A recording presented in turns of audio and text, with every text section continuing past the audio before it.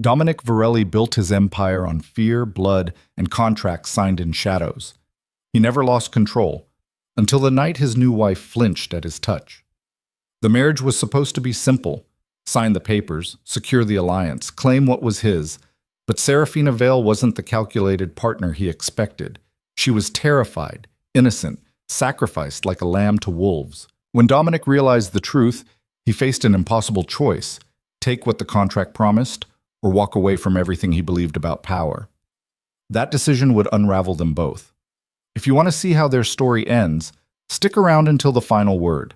And hey, drop a comment with your city so I can see how far this story travels.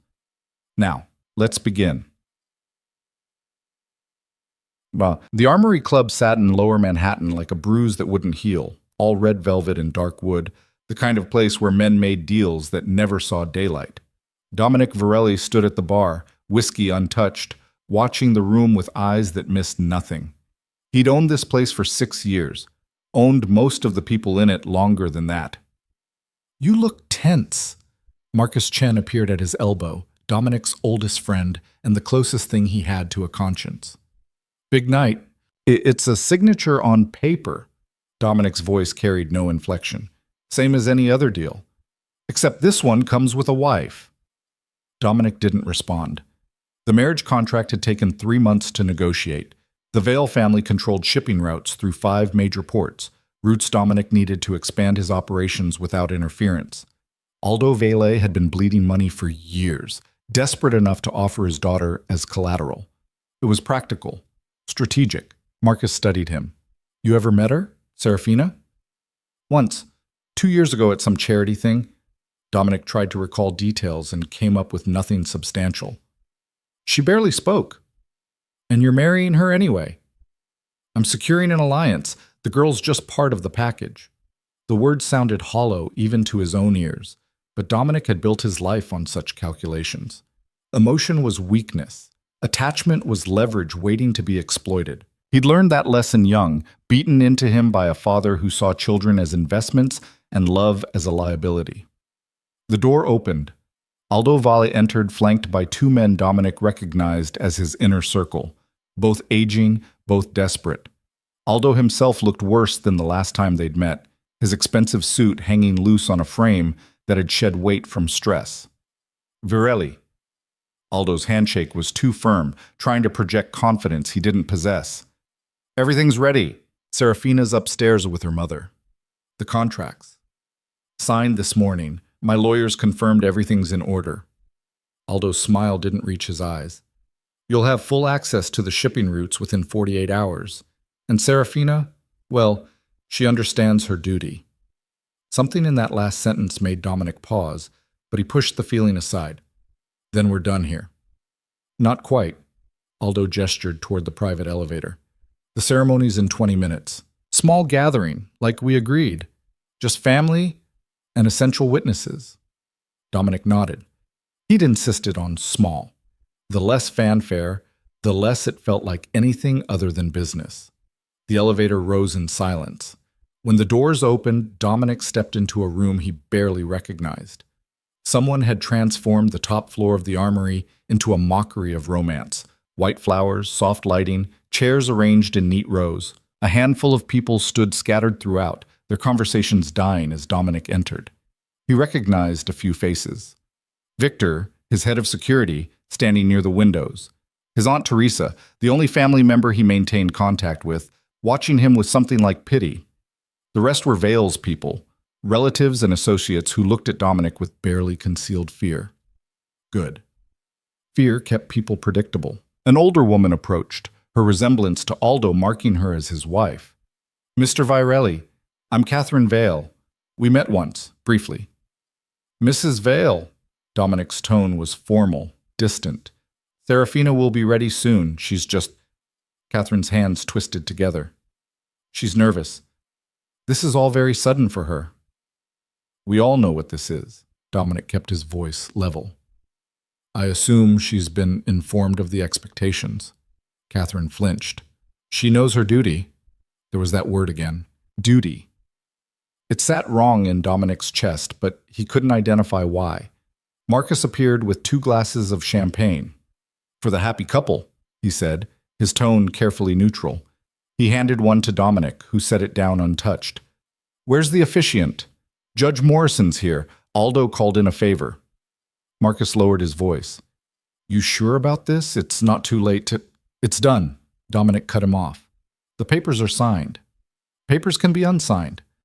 Dominic turned to face his friend fully. Why are you pushing this? Because I've known you 20 years, and I've never seen you this cold about anything, and that's saying something. Marcus met his gaze steadily. This isn't like moving product or negotiating territory. This is a person. A person who agreed to the terms. Did she? Marcus asked quietly. Or did her father agree for her? Before Dominic could answer, the murmur of conversation shifted. He turned toward the small dressing room at the far end of the space, and his breath caught despite himself. Serafina Vale stood in the doorway, and she was nothing like he remembered. 2 years ago, she'd been background noise in a room full of background noise. Forgettable, unremarkable. Now she wore a simple white dress that should have been elegant, but instead seemed to swallow her whole. Her dark hair had been pulled back from a face so pale it looked translucent under the soft lights. But it was her eyes that stopped him. Terror, pure, undisguised terror. She wasn't looking at him with fear, she was looking at everything with fear. Her gaze darted around the room like a trapped animal searching for exits. Her hands gripped a small bouquet so tightly her knuckles had gone white. When Catherine approached to adjust her dress, Serafina flinched hard enough that everyone noticed. This wasn't nervousness, this was panic. Dominic felt something shift in his chest, some unnamed feeling that he immediately tried to suppress. This was the deal. The girl had known what she was agreeing to. Whatever terror she felt now was her problem to manage. But as Aldo took her arm to lead her down the makeshift aisle, Serafina stumbled. Her father's grip tightened, pulling her forward with more force than necessary, and Dominic saw her bite her lip hard enough to draw blood. She was shaking, visibly shaking. The ceremony began in a blur.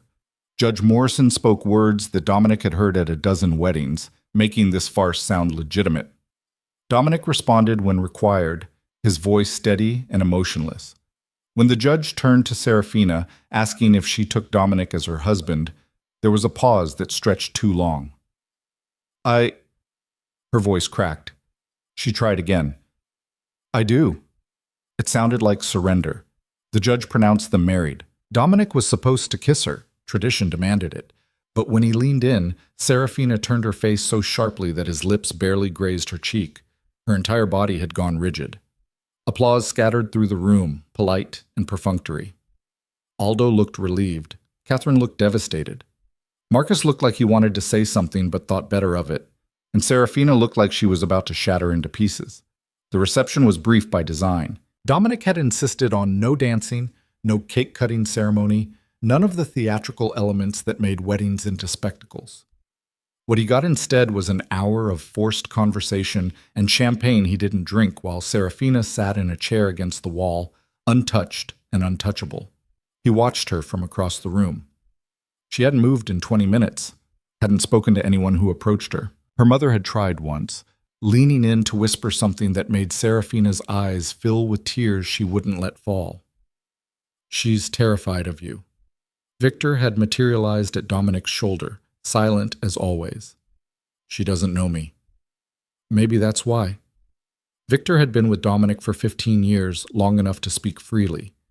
You know what they say about you on the streets. The stories. Stories aren't my concern. They are when your wife looks at you like you're going to kill her. Dominic's jaw tightened. She'll adjust. Will she? Victor's tone suggested doubt. Or will she just learn to be afraid quietly? Before Dominic could respond, Aldo appeared with a politician's smile and a drunk man's eyes. Well, Virelli, congratulations.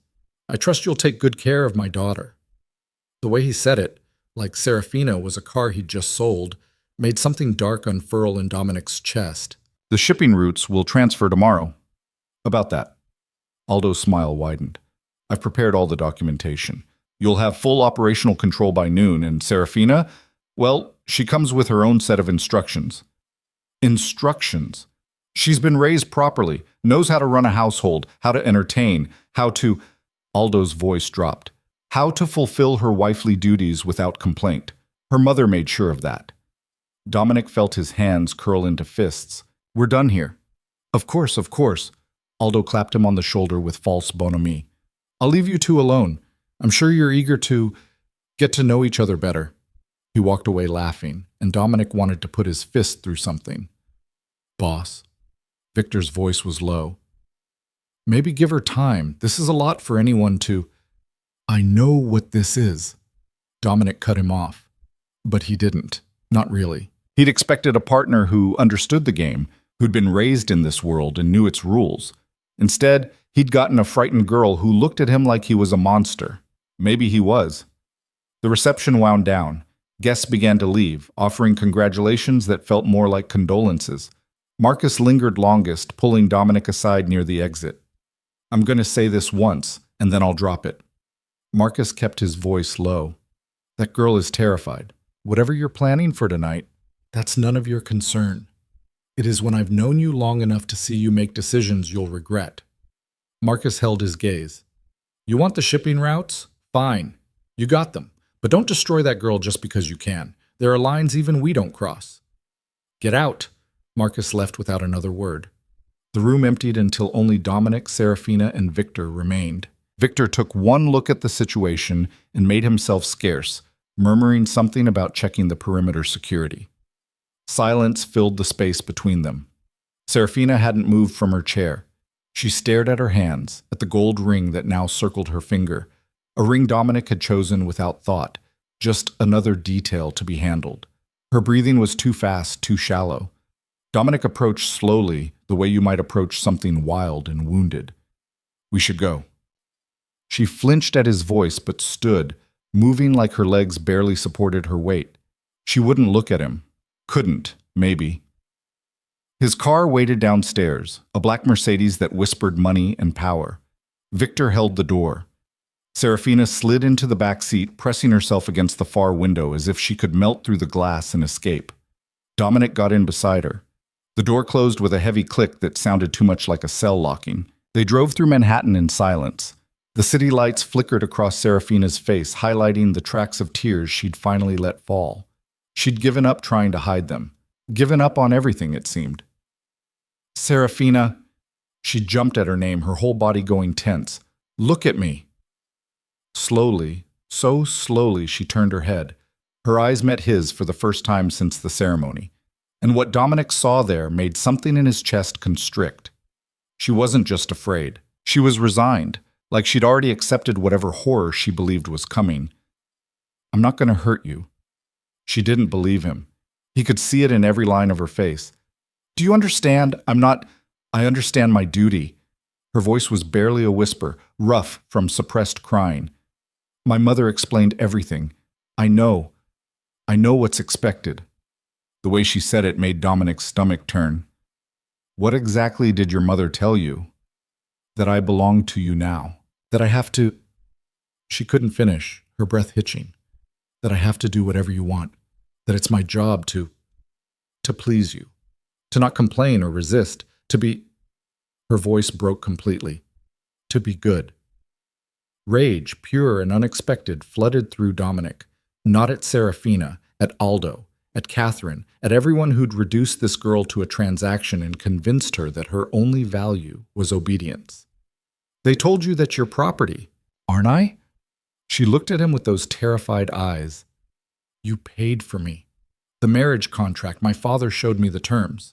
You get the shipping routes and you get me. In exchange for clearing his debts and protecting our family interests. That's the deal. Serafina, I'm not stupid, Mr. Varelli. Tears spilled down her cheeks freely now. I know what men like you do. I've heard the stories. I know what you are. And I know that I don't have a choice. So I'll do what I'm supposed to do. I'll be what you need me to be. Just please. Her voice dropped to something raw and broken. Please don't hurt me more than you have to. The car pulled up to Dominic's building, a converted warehouse in Tribeca that he'd transformed into a fortress of glass and steel. Normally he felt pride seeing it. Tonight it looked like a prison.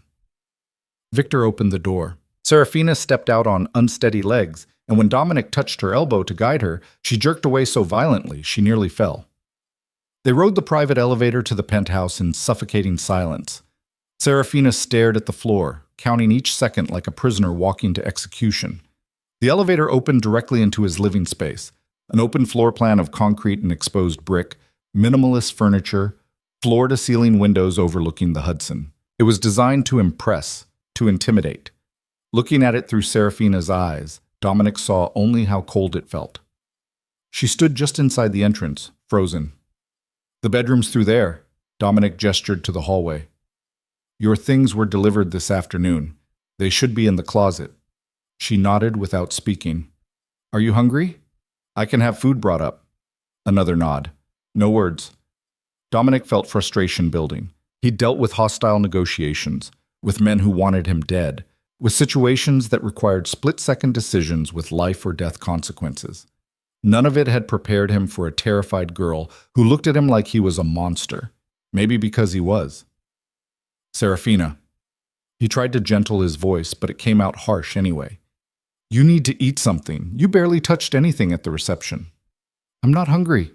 Her voice was hollow. "When did you last eat?" No answer. "Serafina." "Yesterday morning." The words came out flat. I felt sick since I found out about the wedding. Food just..." She wrapped her arms around herself. "It doesn't matter. I'm fine." She wasn't fine. She was trembling so hard her teeth were chattering despite the warmth of the room. Dominic moved toward her, and she backed up immediately, her shoulders hitting the wall. Panic flashed across her face.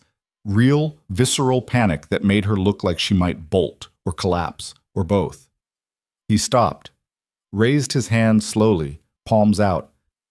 "I'm not going to touch you." "But you will." She was crying again, silent tears that she didn't bother wiping away. "Eventually." "That's the point of all this, isn't it? The marriage contract includes... It specifies..." She couldn't say it. "Consummation." Dominic finished for her and watched her flinch at the word. "That's what you think this is about, isn't it?" And there it was. The ugly truth neither of them had spoken. The marriage contract, in all its cold legal language, included provisions about heirs, about the continuation of bloodlines, about expectations that required intimacy whether either party wanted it or not. Dominic had barely registered those clauses when he signed. They were standard, archaic language that lawyers included out of habit. He'd assumed Serafina understood the game, that she'd come into this marriage the way women in their world usually did, with pragmatic acceptance and veiled ambition. He hadn't expected innocence, hadn't expected terror, hadn't expected to feel like a predator facing prey. "Go to the bedroom," he said finally. "Take a shower, change into something comfortable. I'll have food sent up." "And then?" Her voice was so small. "And then nothing. Just eat and sleep. That's all." She didn't believe him. "My mother said the first night is important, that we have to..." She was shaking harder now. "She said if I don't fulfill the contract terms, my father could lose everything, that you could void the agreement, that our whole family would be..." "Your mother is wrong." Dominic's voice came out harder than he intended. "Go to the bedroom, Serafina, now." She went, practically running, the door closing behind her with a soft click that somehow sounded like defeat. Dominic stood in his empty living room and wanted to destroy something. All of this, the contract, the marriage, the entire fucking situation, had seemed so simple on paper. Acquire the shipping routes, secure the alliance, marry the girl, move forward. He hadn't counted on the girl being real. His phone buzzed. Marcus. "How's married life?" The question was pointed. "Don't." "That bad?" Dominic's moved to the windows, staring out at the city lights. "She's terrified of me. Actually terrified. She thinks I'm going to..." He couldn't finish. "Are you?" "Jesus, Marcus. I'm asking because you signed a contract that technically gives you the right to. And because I know how you operate. Everything's leverage, everything's strategy. So I'm asking, as your friend, what you're planning to do." Dominic closed his eyes. "I don't know. We'll figure it out fast, because that girl in there, she's not an asset or a business deal. She's a person. And if you treat her like property just because a contract says you can, you'll destroy her, and probably yourself in the process. Since when are you my conscience?" Since I watched you turn into someone I barely recognize over the past 5 years. You used to have lines you wouldn't cross, Dom. Make sure this isn't one of them." Marcus hung up. Dominic ordered food he knew Serafina wouldn't eat. When it arrived, he knocked softly on the bedroom door. No answer. "Serafina, I'm leaving food outside the door. You should eat something." Still nothing. He waited, listening to the silence, then walked away. An hour later, when he checked, the food sat untouched, growing cold. Dominic spent the night in his office, reviewing contracts and reports he'd already memorized, anything to avoid thinking about the terrified girl sleeping, or not sleeping, in his bed. When dawn broke over the Hudson, he still hadn't found answers to questions he didn't want to ask. The penthouse was silent when he emerged. The bedroom door remained closed. The food he'd left was gone, though whether she'd eaten it or thrown it away, he couldn't tell. He had meetings all morning, calls with his lawyers about the shipping route transfers, a sit-down with Victor about security for a new acquisition, a tense negotiation with a supplier who thought he could skim product without consequences. Dominic handled it all with mechanical efficiency, his mind only half present. When he returned to the penthouse that evening, he found Serafina in the kitchen. She'd changed into jeans and an oversized sweater that made her look impossibly young. Her hair was loose, still damp from a shower. She was attempting to cook something, her movements uncertain and clumsy. "You don't have to do that." Dominic's voice made her jump, the knife she was holding clattering to the counter. "I have people who prepare meals." "I wanted to—" She didn't finish, just stared at the cutting board where she'd been trying to chop vegetables. "I thought I should. My mother said I should take care of the household. That it's my responsibility to—" "Your mother said a lot of things that aren't true." Serafina's hands twisted together. "I don't understand what you want from me." Dominic moved closer, and she backed up immediately, putting the kitchen island between them. Always retreating. Always afraid. "I want you to stop looking at me like I'm going to hurt you." "I'm trying." Her voice broke. "I'm really trying, but I don't know how to— I don't know what I'm supposed to—" She pressed her palms against her eyes. "I've never done any of this before. I don't know how to be a wife. I don't know how to be what you need, and I'm scared that I'll mess it up and you'll—" "I'll what?" "I don't know." The words burst out of her, raw and honest. "I don't know what you'll do if I disappoint you. Send me back? Hurt me? I don't know the rules here. I don't know anything except that I'm trapped and terrified and I can't breathe and—" She was hyperventilating, her breath coming in short gasps that made her sway on her feet. Dominic moved on instinct, reaching for her, and she jerked back so hard she hit the counter. "Don't touch me!" The scream tore out of her. "Please don't touch me! I can't!" She slid down to the floor, her back against the cabinet, arms wrapped around her knees, gasping for air that wouldn't come. A full panic attack, her body shutting down from fear. Dominic stood frozen, watching her fall apart, feeling more helpless than he'd ever felt in his life. Every instinct screamed at him to fix this, to take control, to make it stop. But he couldn't fix what he'd caused, couldn't control fear this deep. "Serafina." He kept his voice low, steady. "Look at me. I need you to look at me." She couldn't. Her eyes were squeezed shut, tears streaming down her face, her whole body shaking. "I'm not going to touch you. I'm staying right here. You're safe. Do you understand? You're safe." "I'm not." The words came between gasping breaths. "I'll never be safe again. I belong to you now. My father sold me like I was nothing, and you bought me, and I have no choice. I have no way out. I can't breathe." Dominic lowered himself to the floor slowly, staying several feet away. "Just breathe. In through your nose, out through your mouth. Come on. With me." He demonstrated, exaggerating each breath, and after a moment she tried to follow. It took several minutes before her breathing steadied, before the panic receded enough for her to speak. "I'm sorry." She wouldn't look at him. "I'm sorry, I shouldn't have. I was supposed to stay calm. My mother said I had to stay calm and be good and not cause problems. But I can't. I just can't stop apologizing. But I—" "Serafina."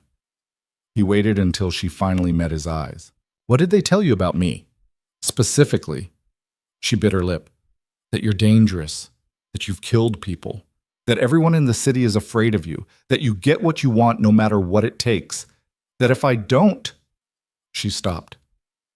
"If you don't what?" If I don't keep you happy, you could destroy my whole family. That the contract gives you power over all of us now, that I'm responsible for making this work." Dominic felt rage building again, cold and focused. Aldo had done this, had taken his own daughter and weaponized her fear to ensure compliance, had convinced her that her only value was obedience, that her only purpose was to satisfy a monster's demands. "Your family used you." The words came out harsh. "They put you in an impossible situation and told you it was your duty. They made you believe that you have to sacrifice yourself to save them. That's not protection, Serafina. That's cowardice." "They didn't have a choice. We were losing everything. My father's debts, the legal problems, the threats from—" She stopped, seeming to realize she was saying too much. "From who?" She shook her head. "Serafina. Who was threatening your family?" "It doesn't matter now. You own the shipping routes. You have the power to protect us from anyone who—" Again, she stopped herself. Dominic felt pieces clicking into place, a picture forming that he didn't like. Your father wasn't just in debt. He'd made enemies. People who were coming for him. And instead of facing them himself, he used you as a shield. He was trying to save us. He was saving himself. Don't. Her voice shook. Don't say that. He's still my father. He's still... She couldn't finish, because they both knew the truth. Aldo Valle had sacrificed his daughter to save his own skin, had dressed it up as duty and family honor, had convinced her it was love. How old are you? Dominic asked suddenly. 22. And he's been planning this for how long? I don't know, a few months, maybe longer. I only found out 2 weeks ago. She pulled her knees tighter to her chest. I came home and my mother sat me down and explained everything. The debts, the threats, the marriage contract. She said it was the only way, that I had to do this for the family, that it was my responsibility as the oldest daughter. You have siblings, 2 younger sisters, still in school. Something shifted in her expression, fierce protectiveness breaking through the fear. They can't know about any of this. They think I'm getting married because I want to, because it's... She laughed bitterly. Because it's romantic. What do they know about me? Nothing real, just that you're successful, powerful. My mother made you sound almost respectable. Serafina wiped at her tears with the sleeve of her sweater. They don't know what you actually do, what you actually are. And what am I? She looked at him then, really looked at him, and Dominic saw himself through her eyes. A man who built empires on violence, who took what he wanted, who inspired fear in everyone he encountered. A man who'd married a terrified girl because she came with shipping routes he needed. I don't know, she whispered. That's what scares me most. I don't know what you are, or what you want, or what you'll do to me. I only know I can't escape. The words hung between them, brutal in their honesty. Dominic stood slowly, carefully, telegraphing every movement. Get up! Terror flashed across her face, but she obeyed, rising on shaking legs. Go back to the bedroom. Please. Go to the bedroom, Serafina. Lock the door. I'm sleeping in the guest room tonight.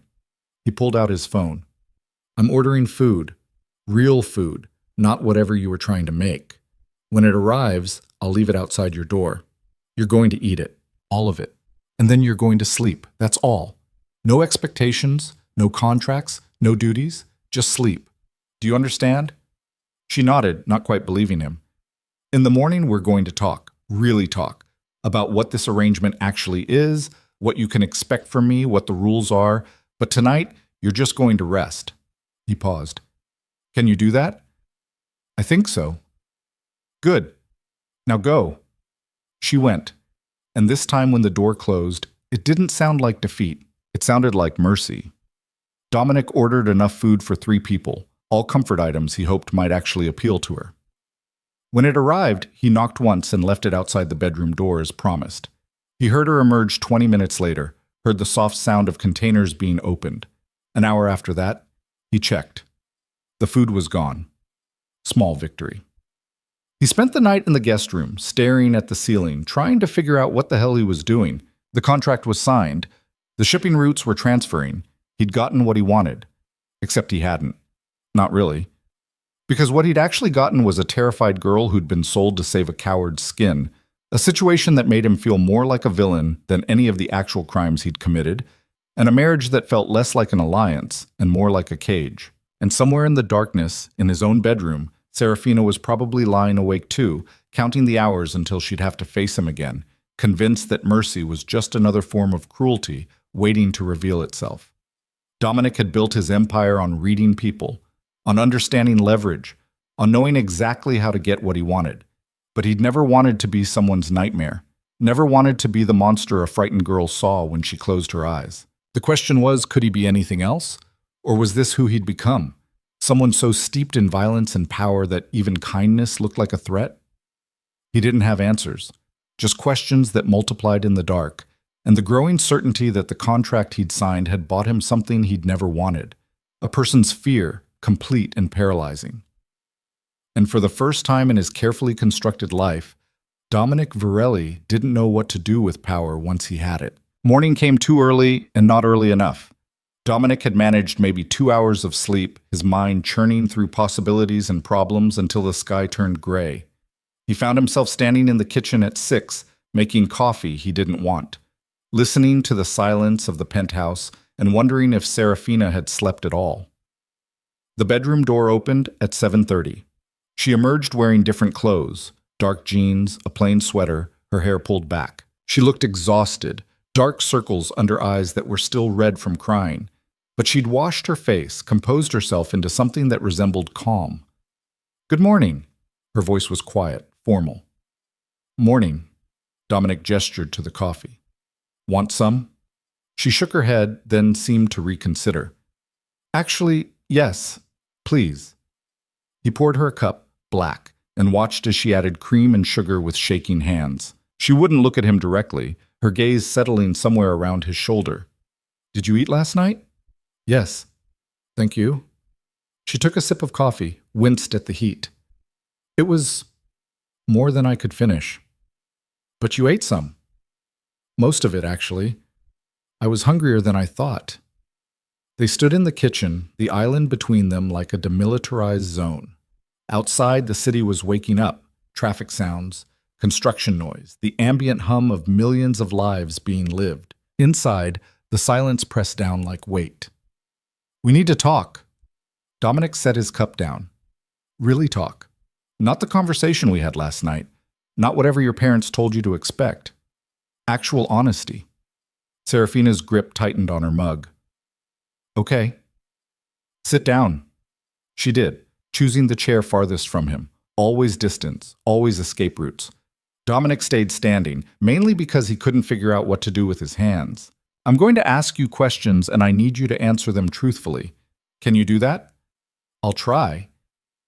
"Did you want this marriage?" The question seemed to catch her off guard. "Want?" "Yes, want. Did you choose this or were you forced into it?" She looked down at her coffee. "Does it matter? I'm here now. The contract's signed." "It matters." "Answer the question." "No." The word came out small and defeated. "I didn't want this. I didn't want any of this." "Did your father give you a choice?" He explained the situation, the debts, the threats.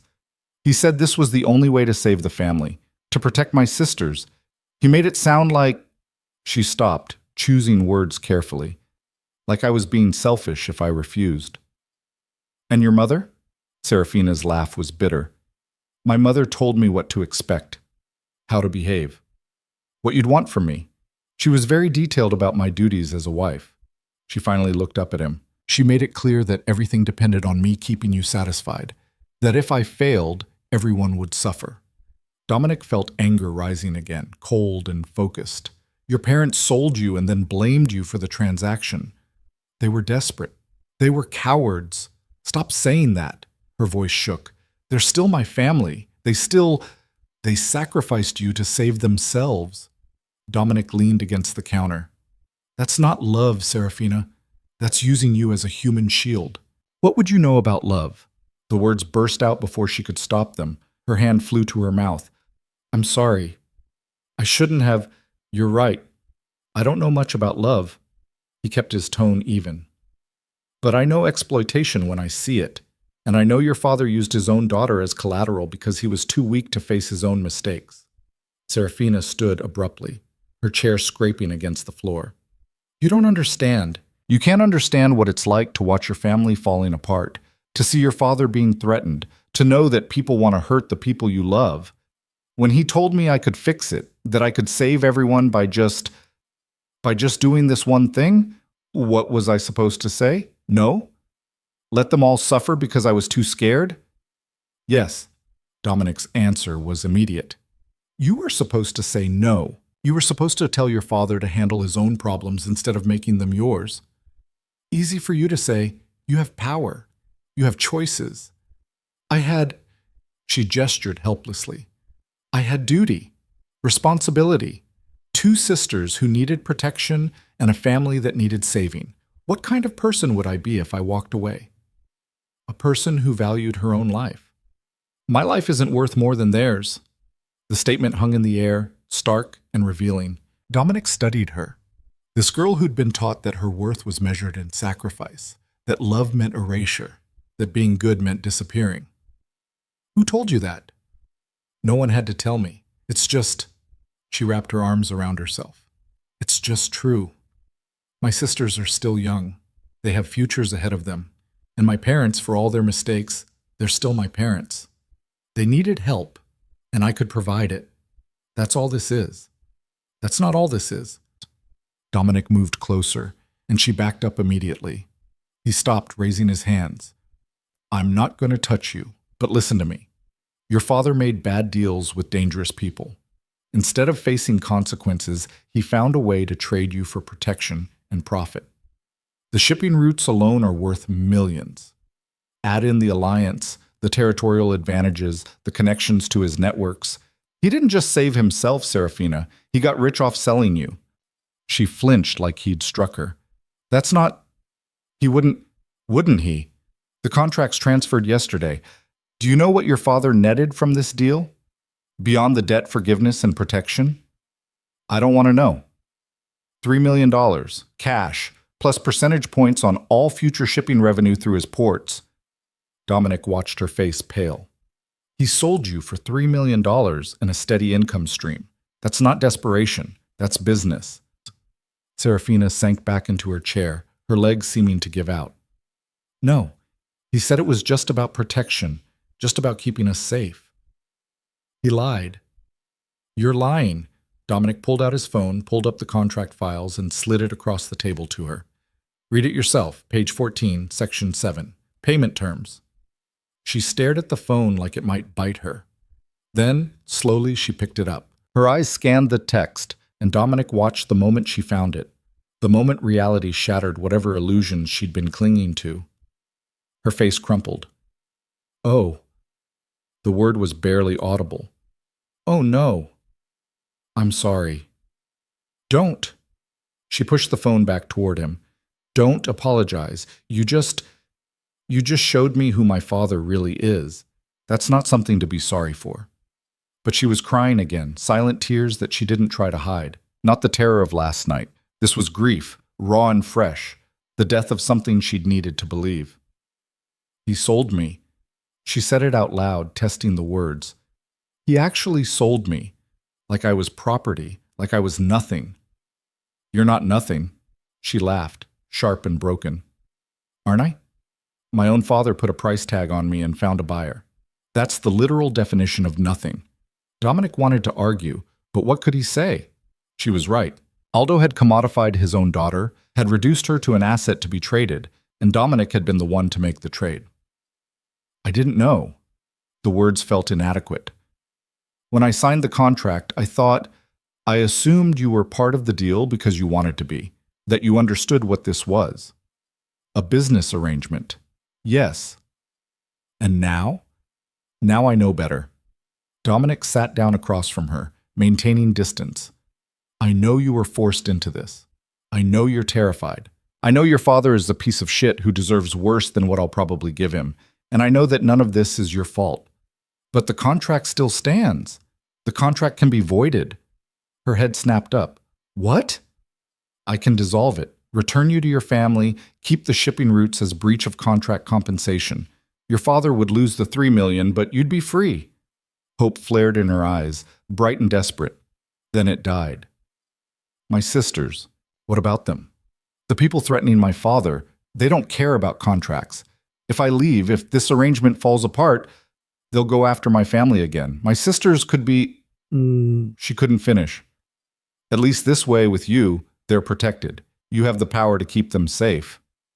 You'd stay in a marriage you don't want to protect siblings. Your father should be protecting himself. They're 8 and 10 years old. They don't deserve to suffer because our father's a coward. She wiped at her tears angrily. So, yes, I'll stay.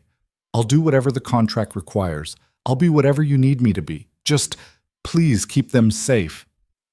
Dominic felt something shift in his chest, some recognition of the impossible position she was in. She couldn't leave without abandoning her sisters. Couldn't stay without destroying herself. Trapped between loyalty and survival with no good options. What if there was a third choice? There isn't. What if you stayed, but the terms changed? Serafina looked at him warily.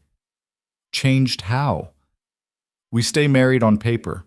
I maintain protection for your family, keep your sisters safe, make sure your father's enemies stay away. But between us, the expectations change. I don't understand. Dominic chose his words carefully. The contract says we're married. It doesn't say you have to be terrified of me. It doesn't say you have to sacrifice yourself. We can make this arrangement into something bearable. Bearable? She tested the word. What does that mean? It means I'm not going to force you into anything.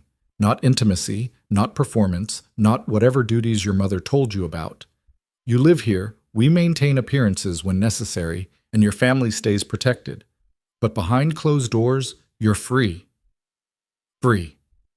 The word sounded foreign in her mouth. I don't believe you. I know.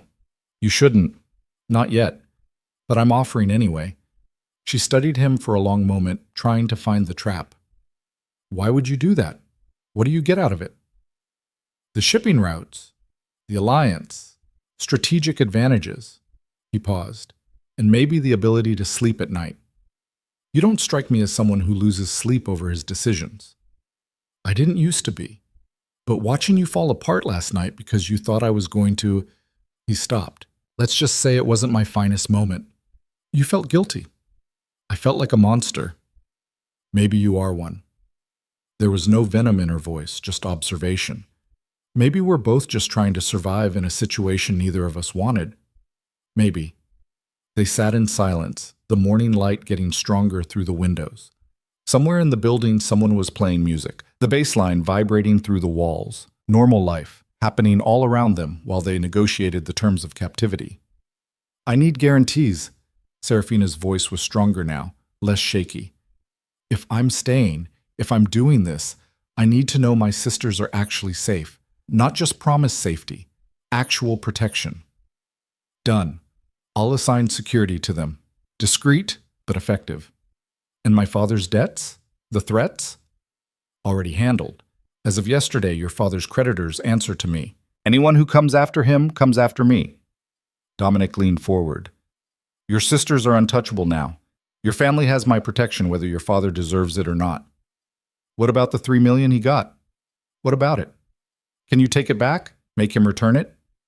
Dominic raised an eyebrow. Why would you want that? Because I don't want him profiting off this. I don't want him to think he made a good deal. Her voice went hard. I want him to understand what he did, what he cost me. There was steel underneath the fear, Dominic realized. A spine she'd been taught to hide but hadn't lost. I can make that happen. But it might make things difficult for your family financially. Good. Let him struggle. Let him feel what desperation actually looks like instead of using me as a solution. She met Dominic's eyes directly for the first time. I'll sacrifice myself for my sisters, but I won't let my father profit from it. Consider it done. Oh, just like that? Just like that. Dominic pulled out his phone, typed a message to his lawyers. By end of business today, the $3 million gets reclassified as a loan with aggressive terms. He'll wish he never took it. Something that might have been satisfaction crossed Serafina's face. Thank you. Don't thank me. I'm still the one who signed the contract that put you here. But you're also the one offering to make it bearable. She wrapped her hands around her coffee mug, seeking warmth. That's something. Maybe not enough, but something. They fell into silence again, but it felt different now, less hostile, still wary, still careful, but with the beginning of something that wasn't fear. I have questions. Serafina's voice was quiet. About you. About this life. About what I'm actually part of now. Ask. The things people say about you, are they true? Depends what they say. That you've killed people, that you run criminal operations, that you're dangerous. Dominic considered lying, spinning some version of himself that would be easier to live with. But she'd asked for honesty, and he'd promised it. Yes, all of that is true. She absorbed this without flinching. How many people? How many have I killed? Yes. Do you really want to know? I'm living with you, married to you. I think I deserve to know who I'm married to. Fair point. I stopped counting after the first few. Some were self-defense, some were business, some were... He trailed off. Some were because I could, because I was angry, or because someone needed to be taught a lesson, or because it was easier than the alternative. Do you regret it? The question caught him off guard. Some of them. The ones who probably didn't deserve it. The ones who were just in the wrong place at the wrong time. But not all of them. No, not all of them. Some people needed killing, still do. Serafina was quiet for a moment. My father said you were ruthless, that you built your empire on fear and violence. He made it sound almost admirable, like it was strength. It's not strength, it's survival that went too far. What does that mean? Dominic stood, moved to the window, putting distance between them. I grew up in a house where weakness got you beaten, where showing emotion meant giving someone leverage to use against you, where the only way to survive was to be harder, meaner, more willing to do terrible things than everyone around you. So that's what I became. And it worked. I survived, built something, made myself into someone people feared instead of someone who got hurt. But somewhere along the way, survival turned into empire building. Fear turned into power. And I stopped asking whether I should do something and started just doing it. Because I could. Because no one could stop me. He turned to face her. Your father was right. I am ruthless. I am dangerous. And I've done things that would make you run if you had anywhere to run to. I'm not running. You should be. But I'm not. She stood, moved closer to the window, though still maintaining several feet of distance. Do you want to know what I think? What? I think you're telling me all of this to scare me, to make me understand how dangerous you are, so I'll... What? Be more afraid? Be more careful? Understand my place? She shook her head. But here's the thing. I'm already terrified. You can't make it worse. So maybe just tell me the truth without the performance. Tell me who you actually are instead of who you want me to think you are. Dominic stared at her. This girl who'd been shaking so hard last night she could barely stand, now calling him out with unexpected clarity. You're smarter than I gave you credit for. My father treated me like I was stupid, ornamental, useful only for what I could provide. But I'm not stupid.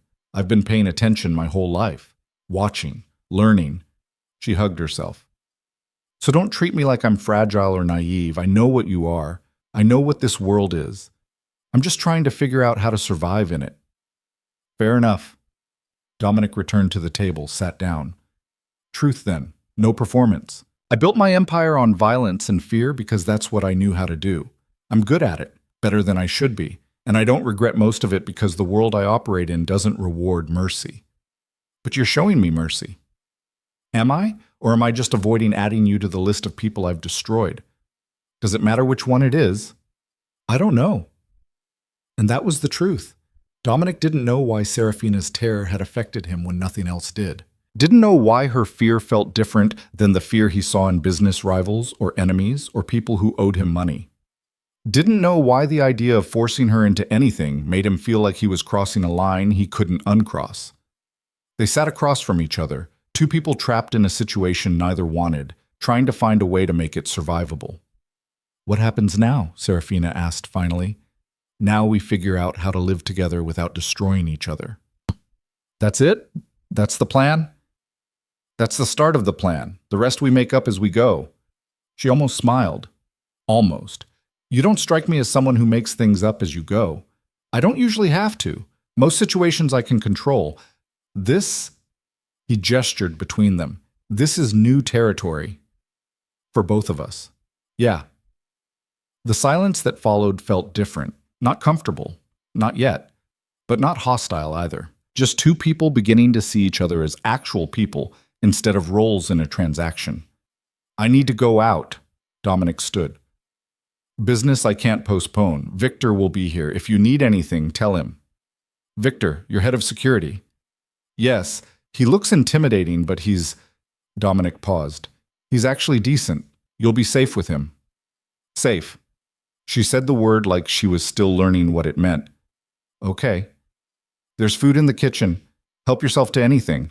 The TV works. There are books in the office. The gym's on the second floor if you want it. This is your space now, too. My space. She looked around the penthouse like she was seeing it for the first time. I don't know what to do with space. What do you mean? I've spent my whole life in my father's house, following my mother's rules, being who they needed me to be. I've never had space that was just mine. Never had time that wasn't scheduled or supervised or controlled. She met his eyes. I don't know how to just be, without someone telling me what I'm supposed to do. The admission gutted him in ways he didn't expect. Then learn. You've got time now. Nothing but time. And when you come back? When I come back, we have dinner. We talk. We keep figuring this out. He moved toward the door, then stopped. Serafina, I meant what I said last night. I'm not going to hurt you. Not physically, not sexually, not in any way. That's not what this is. Then what is it? Honestly, I'm still figuring that out. He left before she could respond, the elevator doors closing on her uncertain face. As he descended toward the lobby, Dominic felt the weight of what he'd committed to settling on his shoulders. He'd made promises he wasn't sure he could keep, offered mercy he didn't know if he possessed, tried to be someone he'd never been before. Victor was waiting in the lobby, leaning against the wall with his arms crossed. How'd it go? She knows about the money, about what her father did. How'd she take it? Better than I expected. Worse than she should have to. Dominic headed for the exit. She's upstairs alone. Keep an eye on her. Don't hover, but make sure she's okay. You think she might try to run? I think she might try to disappear in other ways. Just check on her. Carefully. Victor nodded, understanding. Where are we going? To have a conversation with Aldo Val. Finally. Victor's smile was cold. Want me to bring tools? Not yet. This is just a conversation, but make sure he knows what happens if we need to have another one. They drove across the city, through neighborhoods that shifted from wealth to working class and back again. Aldo's office was in Midtown, a building that screamed old money trying to maintain appearances. Dominic had been here once before, during the contract negotiations. Then, Aldo had been all smiles and smooth words. Today would be different. They rode the elevator to the 14th floor. Aldo's secretary, a nervous woman in her 50s, tried to stop them, but one look from Victor had her stepping aside. Aldo was on the phone when they entered, laughing about something. The laughter died when he saw Dominic. I'll call you back. He hung up quickly. Varelli, this is unexpected. I thought the contract terms were all settled. They are. We're renegotiating different terms. Dominic sat without being invited. Victor closed the door and stood in front of it. I don't understand. The $3 million you netted from selling your daughter, we're taking it back. Aldo's face went pale, then red. That's not possible. That money was part of the agreement. You can't just... I can do whatever I want. The question is whether you make this easy or hard. The contract gave you the money. It didn't guarantee you'd keep it. Dominic leaned back in his chair, completely relaxed. Consider it a loan now. With interest. Very high interest. This is extortion. No, this is business. Extortion would be if I threatened your life to get the money. I'm just informing you of new terms. Aldo stood, tried to project authority he didn't have. I could fight this, take you to court. The contract is legally binding. You could try, but ask yourself, do you really want to go to war with me over money you got from selling your daughter like livestock? Dominic's voice went cold. Because I promise you, Aldo, that's not a war you'll win. or survive. The threat hung in the air, unmistakable. Aldo sat back down, deflating. Why are you doing this? The deal was made. Serafina agreed. Everything was settled. Serafina didn't agree. She was coerced. There's a difference. She had a choice. She had the illusion of choice. That's not the same thing. Dominic leaned forward. You used your own daughter as a bargaining chip and convinced her it was duty. You scared her into compliance by threatening her sister's safety. You made her believe she was saving the family when really you were just saving yourself. And then you profited off it. I did what I had to do. No. You did what was easiest. What kept you from facing consequences for your own mistakes. Dominic stood. The money's gone. My lawyers will contact yours about the loan terms. You'll pay it back over the next 10 years with interest that will make you regret every dollar you spent. I don't have that kind of cash flow anymore. The shipping routes are yours now. Then I guess you'll have to figure something out. Get creative. Isn't that what you told Serafina when you sold her? That desperate times require sacrifice? Dominic moved toward the door. Now you get to understand what that actually means. Wait, Aldo's voice cracked.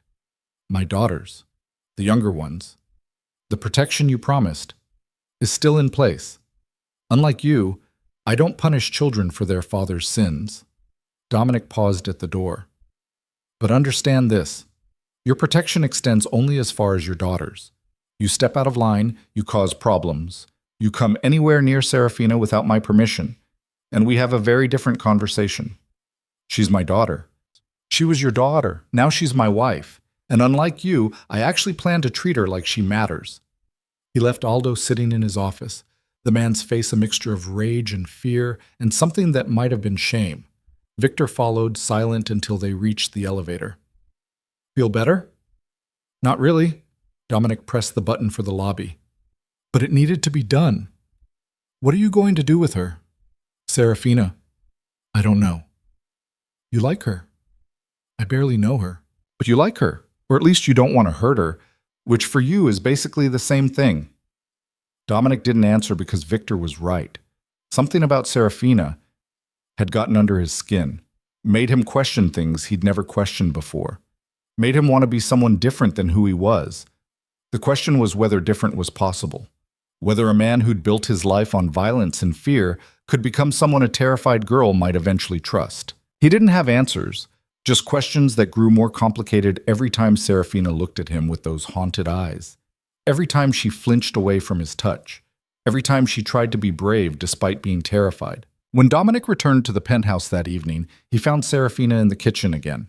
This time she'd actually managed to cook something, pasta with what looked like marinara from a jar, a salad that was more effort than skill. She stood at the stove, her back to him, and for a moment he just watched her move through the space like she was testing its boundaries. Smells good! She jumped, spinning around with the wooden spoon held like a weapon. When she saw it was him, her shoulders dropped, but the tension didn't fully leave her face. I made dinner. I wasn't sure when you'd be back, so She gestured at the pot. There's enough for two, if you want. You didn't have to do that. I needed something to do with my hands. Victor showed me where everything was. She turned back to the stove, stirring unnecessarily. He's actually kind of nice, for someone who looks like he could snap a person in half. He has his moments.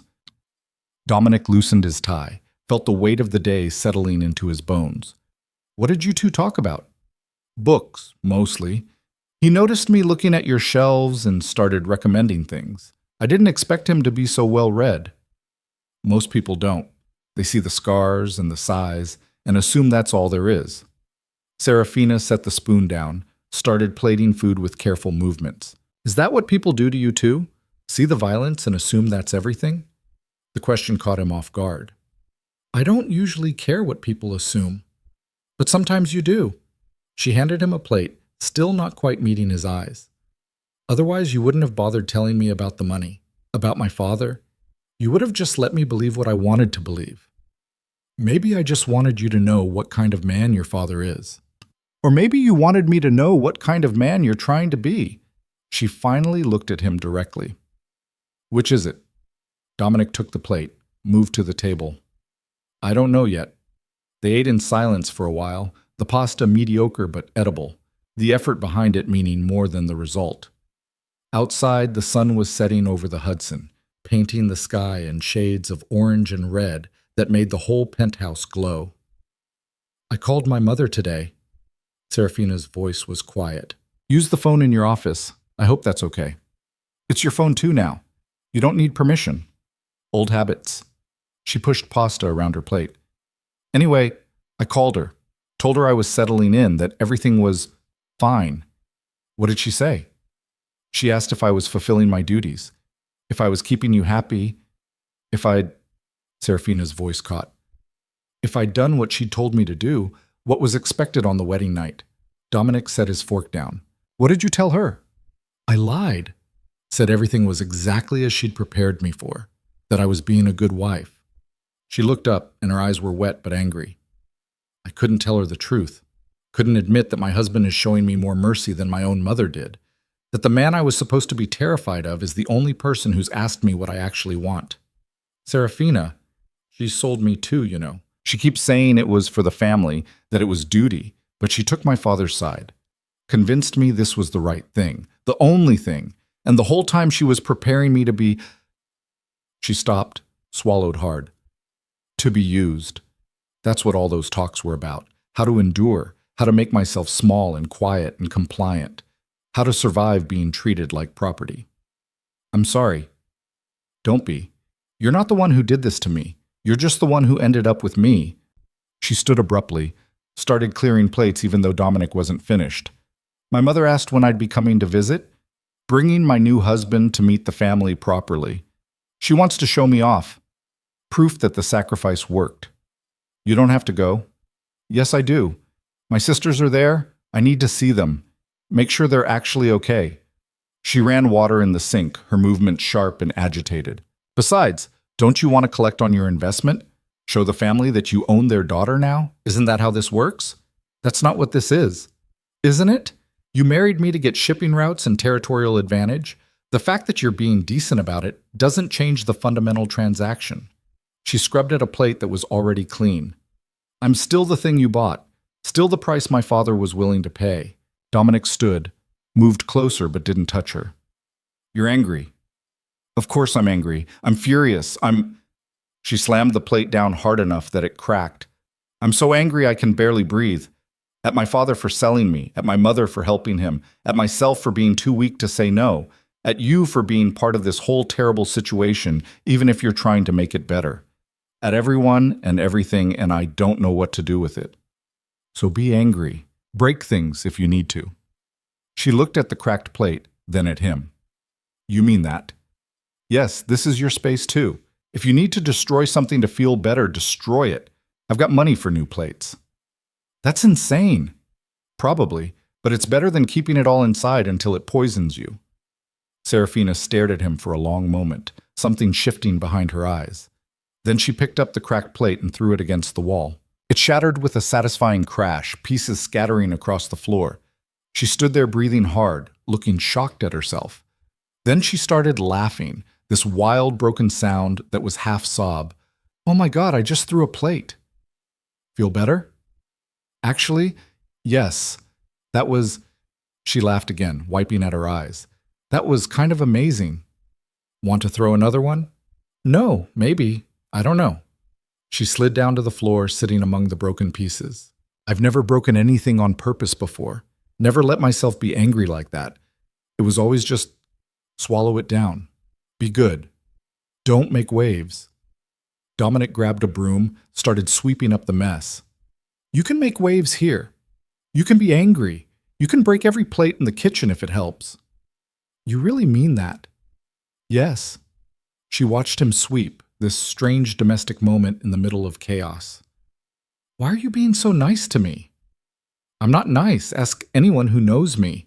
But you are. To me. Why? Dominic dumped the broken plate in the trash, leaned against the counter. Honestly? I don't know. Maybe because watching you suffer feels worse than any business I've ever done. Maybe because I'm tired of being the monster everyone thinks I am. Or maybe I just recognize that you got dealt a terrible hand and the least I can do is not make it worse. Those are all very logical reasons. What do you want me to say? That I care about you? We've known each other for 2 days. But you do care. A little bit. Otherwise, none of this would matter. She was right, and that realization unsettled something in Dominic's chest. He'd spent 20 years carefully not caring about people, treating relationships as transactions, keeping everyone at arm's length. And now this girl he'd married for shipping routes was making him feel things he'd successfully avoided feeling. We should set some ground rules. He changed the subject. Things you're comfortable with, things you're not. Boundaries. Serafina pulled her knees to her chest. Like what? Like touch. I know you don't want me touching you. That's fine. But what about in public? If we need to maintain appearances, can I put my hand on your back? Hold your hand? She considered. If you warn me first, if I know it's coming and it's just for show, I can handle it. But don't surprise me. And nothing more than that. No kissing, no anything else. Agreed. What about living arrangements? Do you want your own bedroom? Would that be okay? It's your choice. Then yes. I'd like my own space, somewhere I can close the door and know I'm alone. Done. There are 3 other bedrooms. Pick whichever one you want, and I'll have your things moved. She blinked. Just like that? Just like that. What else? I want to work. Or volunteer. Something. I can't just sit here all day waiting for you to come home like some kind of... She struggled for the word. Like some kind of kept thing. What do you want to do? I don't know. I never got to think about it before. My parents expected me to marry well and manage a household. That was the plan. She laughed bitterly. Guess they got their wish on the marry well part. Financially speaking, anyway. What were you studying before all this? Education. I wanted to be a teacher. Elementary school kids. Her face softened. I love kids. Their honesty, their curiosity, the way they see the world before everyone tells them how it's supposed to be. So teach. I don't have my degree. I had to drop out when my father's money problems started. Couldn't afford the tuition. You can afford it now. Finish school, get your degree, or volunteer at schools while you figure out what you want. Dominic pulled out his phone. I'll have my assistant set up meetings with some education programs. See what fits. You're serious? Why wouldn't I be? You said you wanted to work. So work. Your life doesn't stop just because you're married to me. Serafina stared at him like he'd grown a second head. Do you know how insane this is? My father sells me to a crime boss, and the crime boss turns out to be, what, progressive about women's education? I'm practical about people being useful. You sitting here going crazy helps no one. You doing something you actually care about? That's better for everyone. You're the strangest, dangerous man I've ever met. You've met a lot of dangerous men? Just you, and my father, I guess. Though his danger is more the passive-aggressive destroy-your-life kind than the break-your-bones kind. Both types leave scars, yeah. She stood, brushed off her jeans. Can I ask you something personal? You can ask. I might not answer. Do you have family? People you care about? Dominic thought about his Aunt Teresa, the only relative who'd bothered showing up to the wedding. One aunt. We talk maybe twice a year. That's it. Parents? Dead, both of them. My father when I was 19. My mother a few years later. I'm sorry. Don't be. My father was a mean drunk who used his fists more than his words. My mother enabled him. I didn't lose much when they died. Serafina moved closer, and for the first time she initiated the proximity. Is that why you understand? Why you're trying to be different with me? Maybe. I know what it's like to be powerless, to have someone else control every aspect of your life, to be afraid in your own home. He met her eyes. I swore when I got out of that house that I'd never be powerless again, never let anyone have that kind of hold on me. And now you have that hold on me. Yes, which is why I'm trying not to use it. Trying, but you could, if you wanted. I could. There was no point lying about it. The contract gives me a lot of legal authority over you. Your father made sure of that. Would you? If I made you angry enough, if I disappointed you, would you use that authority? Dominic wanted to say no immediately, to reassure her that she was completely safe. But he'd promised honesty, and honesty meant admitting his own capacity for cruelty. I don't know. I'd like to think I wouldn't. but I've done terrible things for less reason than anger or disappointment. I can't promise you I'm suddenly a different person just because we're married." She absorbed this, nodded slowly. "Thank you for not lying. You asked for truth. Most people would have lied anyway, told me what I wanted to hear. I'm not most people." "No." She almost smiled. "You're really not." The days that followed developed a strange rhythm. Dominic left early for meetings and business that Serafina didn't ask about. She spent mornings exploring the penthouse, afternoons talking to education programs that Victor's wife, a revelation that had surprised her, recommended. Evenings they shared dinner, sometimes in silence, sometimes with halting conversation that got easier each time. Serafina claimed the bedroom at the far end of the hall, the one with east-facing windows that caught the sunrise. Dominic had her things moved without comment. She started leaving books around the apartment, her jacket on the back of a chair, signs of habitation that made the sterile space feel more lived in. On the fourth day, Marcus stopped by unannounced. Dominic was in his office when Victor buzzed up. "Chen's here, says it's important." "Send him up." Marcus came in looking concerned. "We need to talk about the Colombo situation." "Not now." "Yes, now. They're making noise about the shipping routes, claiming we overstepped by taking Vale's territory." "It's not Vale's territory anymore, it's mine." "That's the problem. They had an arrangement with Aldo. Money flowing their direction. Now that money's gone and they're pissed." Dominic felt the old familiar anger rising. "Then they can be pissed. I'm not negotiating." "You might have to. Unless you want a war." "I've handled wars before. Not like this. Not when you've got—" Marcus lowered his voice. "Not when you've got a wife to protect." The words hit harder than they should have. Dominic stood, moved to the window. "What are you saying?" "I'm saying they know about Serafina. Everyone knows. And some people are wondering if that's a weakness they can exploit. If anyone touches her, I know, you'll burn down the city, but that doesn't help her if she's already hurt." Marcus stepped closer. "I'm not trying to scare you. I'm trying to make you think strategically. The old Dominic would have seen this coming, would have had contingencies in place." "The old Dominic didn't have complications." "You mean he didn't care about collateral damage?" Marcus studied him. "What's happening with you?" "You've been different since the wedding, distracted." "I'm handling it." "Are you?" "Because from where I'm standing, you're making decisions based on something other than business. And in our world, that gets people killed." Dominic's phone buzzed. A text from an unknown number. He opened it and felt his blood go cold. The photo showed Serafina leaving the building that morning. The angle suggested it was taken from a car across the street. No message, just the picture. "We have a problem." He showed Marcus the phone. "Shit, when did this come in?" "Just now." Dominic was already moving, heading for the living room where Serafina was reading. She looked up when he entered, saw his face, and immediately tensed. "What's wrong?" "We need to talk about security." "Security?" "Someone's watching you, taking pictures." He showed her the photo. "This was sent to me 5 minutes ago." The color drained from her face. "Who would... Why would someone..." "Because they know you matter. Because they think you're a vulnerability they can use against me."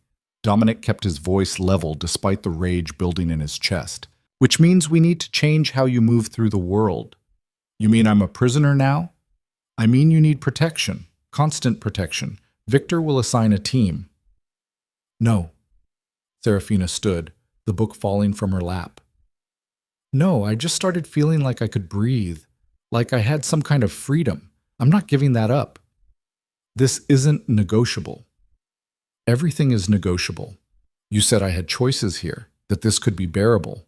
That was before someone sent me a picture of you as a threat."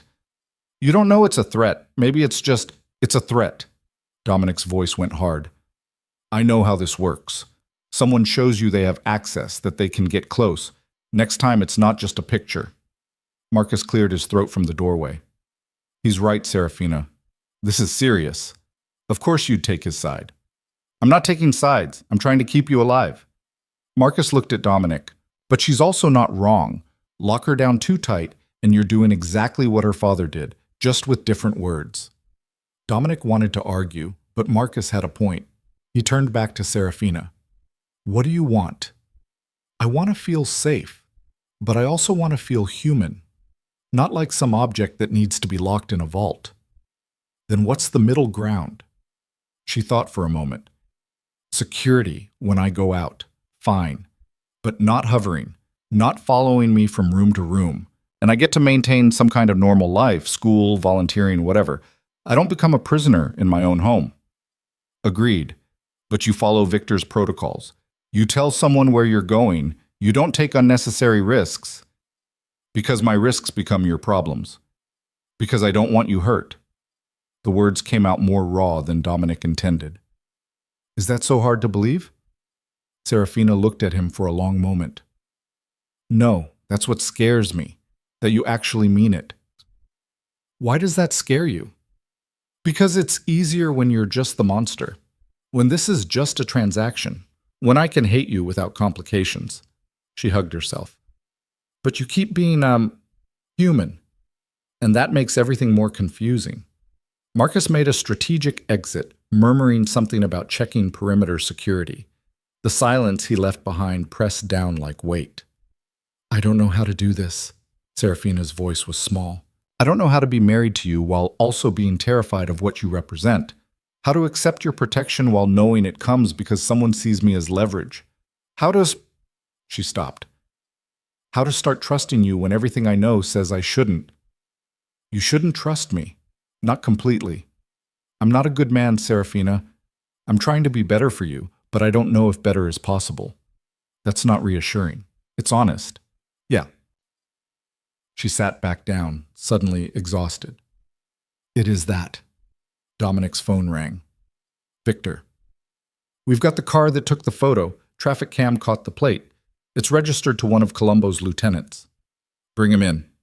Quietly or loud? Dominic looked at Serafina, sitting there looking small and scared and trying so hard to be brave. Loud. I want everyone to know what happens when they threaten what's mine. He ended the call.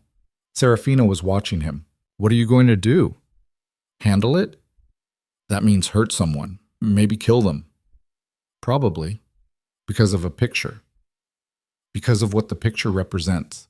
Because they're testing boundaries, and I need to make it clear there are lines they don't cross. She stood, moved to the window, her reflection ghostly in the glass. This is your world. Violence and threats and proving who's more dangerous. Yes, and I'm part of it now, whether I want to be or not. Yes, then I need you to promise me something. What? That when you do whatever you're going to do, it's actually necessary, not just because you're angry or because you can, that there's a real reason. Dominic crossed to stand beside her, careful to maintain distance. They sent me a picture of you as a message. The message is that they can get to you, that they're willing to use you to hurt me. If I don't respond with overwhelming force, every enemy I have will think you're an acceptable target. That's the reason. Is it necessary enough? She nodded slowly. I hate that it makes sense. Welcome to my world. Our world now, she corrected him. For better or worse. Isn't that what the vows said? I don't remember the vows. I was too busy watching you shake. I remember them. I remember every word. Because I was terrified that saying them out loud would make this real, would trap me forever. She turned to face him. Turns out I was right. If you want out, I can't get out. My sisters, remember? And now someone's taking pictures of me, which means if I leave, they might follow. Might use me against you anyway, even if we're not married. She laughed without humor. I'm trapped by protection. That's almost poetic. Serafina, it's okay. I'm not blaming you. Not for this part anyway. You're trying to keep me safe. I understand that. She pressed her palm against the glass. I just wish safety didn't feel so much like a cage. Dominic's phone buzzed again. Victor with an update. We have him. Warehouse in Red Hook. He's not talking yet. I'll be there in 20 minutes. You're going now. Serafina stated it rather than asked. Yes. To hurt him. To get information, whatever it takes. She turned away from the window. Then go. Do what you need to do. I'll be here when you get back. Locked in my cage where it's safe. That's not fair. None of this is fair. That's the point. She moved past him toward her bedroom. Just try not to enjoy it too much. The violence. I know you're capable of terrible things, but I'd like to think some part of you still feels something when you hurt people. She closed her bedroom door before he could respond, leaving Dominic standing in the living room feeling like he'd lost an argument he didn't know they were having. The warehouse in Red Hook was exactly what it sounded like. Abandoned, isolated, the kind of place where screams wouldn't carry. The man Victor had grabbed was tied to a chair in the center of the empty space, bleeding from a split lip, but otherwise intact. For now. His name's Danny Costa. Victor handed Dominic a file. Works for Marco Colombo. Low-level enforcement, nothing special. Who told him to take the picture? He's claiming he was just doing surveillance, that Marco wanted to know your movements. Dominic approached the chair. Danny looked up with defiance that was mostly performance. I don't know anything. You know who sent you, you know why, and you know what happens next if you don't start talking. Marco's going to kill me if I talk. I'm going to kill you if you don't. Question is which death you prefer. Danny swallowed hard. I want a lawyer. Dominic almost laughed. This isn't an arrest, Danny. There are no lawyers. There's just you, me, and however much pain you can take before you tell me what I want to know. I got rights. The first hit caught Danny across the face, snapping his head back. Blood sprayed from his nose. Dominic felt the familiar surge of adrenaline, the old instincts kicking in. This was what he knew, what he was good at. Try again. Who sent you? Marco Colombo. Danny was crying now. He said to watch the girl, see her patterns, report back. Report back what? When she's alone. Where she goes. If she's got protection. Danny spat blood. He's planning something, I don't know what. He doesn't tell me that stuff. But you have theories. He's pissed about the shipping routes, about you taking Vale's territory. He wants to hurt you back. By hurting her. Danny didn't answer, which was answer enough. Dominic hit him again, felt something crack under his knuckles. The violence felt good in a way that made him sick. This was who he was. This was what he did. When? I don't know. Soon. He's gathering people, making plans. That's all I know, I swear. Victor stepped forward. He's telling the truth, or he's a better liar than most. Dominic stepped back, his hands bloody. Get rid of him. Wait. Danny's voice went high with panic. You said if I talked... I said I'd kill you if you didn't. Never promised I wouldn't kill you if you did. Dominic turned to Victor. Make it quick. He cooperated. Please. Dominic walked out before he could hear the end of Danny's begging. Outside, the night air felt cold against his face. His hands were shaking, not from fear, but from the cocktail of violence and adrenaline that always left him feeling simultaneously powerful and hollow. His phone buzzed. A text from Serafina. Did you get your answers? He stared at the message, surprised she'd reached out. Yes. Are you okay? The question almost made him laugh. When was the last time someone had asked him that? I'm fine. Be home in an hour. I'll leave dinner out for you. Such a domestic response to bloodshed, such a strange life they were building. When Dominic got back to the penthouse, he found Serafina curled up on the couch reading. She looked up when he entered, took in his bloody knuckles and the hollowness in his eyes. Go clean up. I'll heat the food. He did, scrubbing the blood away and changing clothes, trying to wash off the feeling of what he'd done. When he emerged, she had pasta and bread waiting, a glass of wine poured. They ate in silence. Serafina didn't ask about the blood or what had happened in that warehouse. Didn't ask if the man was alive or dead, just sat across from him and shared a meal like this was normal. I talked to a volunteer coordinator today. Her voice was casual. At an elementary school in Brooklyn. They need reading tutors. That sounds good. I start next week, Tuesdays and Thursdays. Victor will arrange security. I figured. She took a sip of wine. The coordinator seemed nice, normal. She has no idea who I'm married to. Does that bother you? No, it's kind of refreshing, actually, being just Serafina for a few hours. Not the girl who got sold or the wife of a dangerous man. Just me. You're allowed to be just you here, too. She looked at him, something sad in her eyes. Am I, though? Can I really be just me when I'm constantly aware of what you are? Of what you're capable of? I don't know. Me neither. She set her fork down. I'm trying, Dominic. I'm really trying to find a way to exist in this situation. To not hate you. To not hate myself for not hating you. But it's hard when you come home with bloody hands and I'm just supposed to pretend it's normal. You want me to lie? Pretend I'm something I'm not? No, I want... She stopped, shook her head. I don't know what I want. That's the problem. I'm so confused about everything. About you, about this, about who I'm supposed to be now. Dominic pushed his plate away. The man I questioned tonight is dead. Victor handled it while I was cleaning up. He was planning to help Colombo hurt you, maybe kidnap you, maybe worse. So I had him killed. And I don't feel bad about it. Serafina absorbed this without flinching. Should you feel bad? Probably. Normal people would. Are you a normal person? No? Then why expect normal reactions? She stood, started clearing dishes. I'm not saying what you did was right. I'm not equipped to judge that, but I understand why you did it. That's all I can offer right now. That's more than I expected. Don't mistake understanding for acceptance. She turned to face him.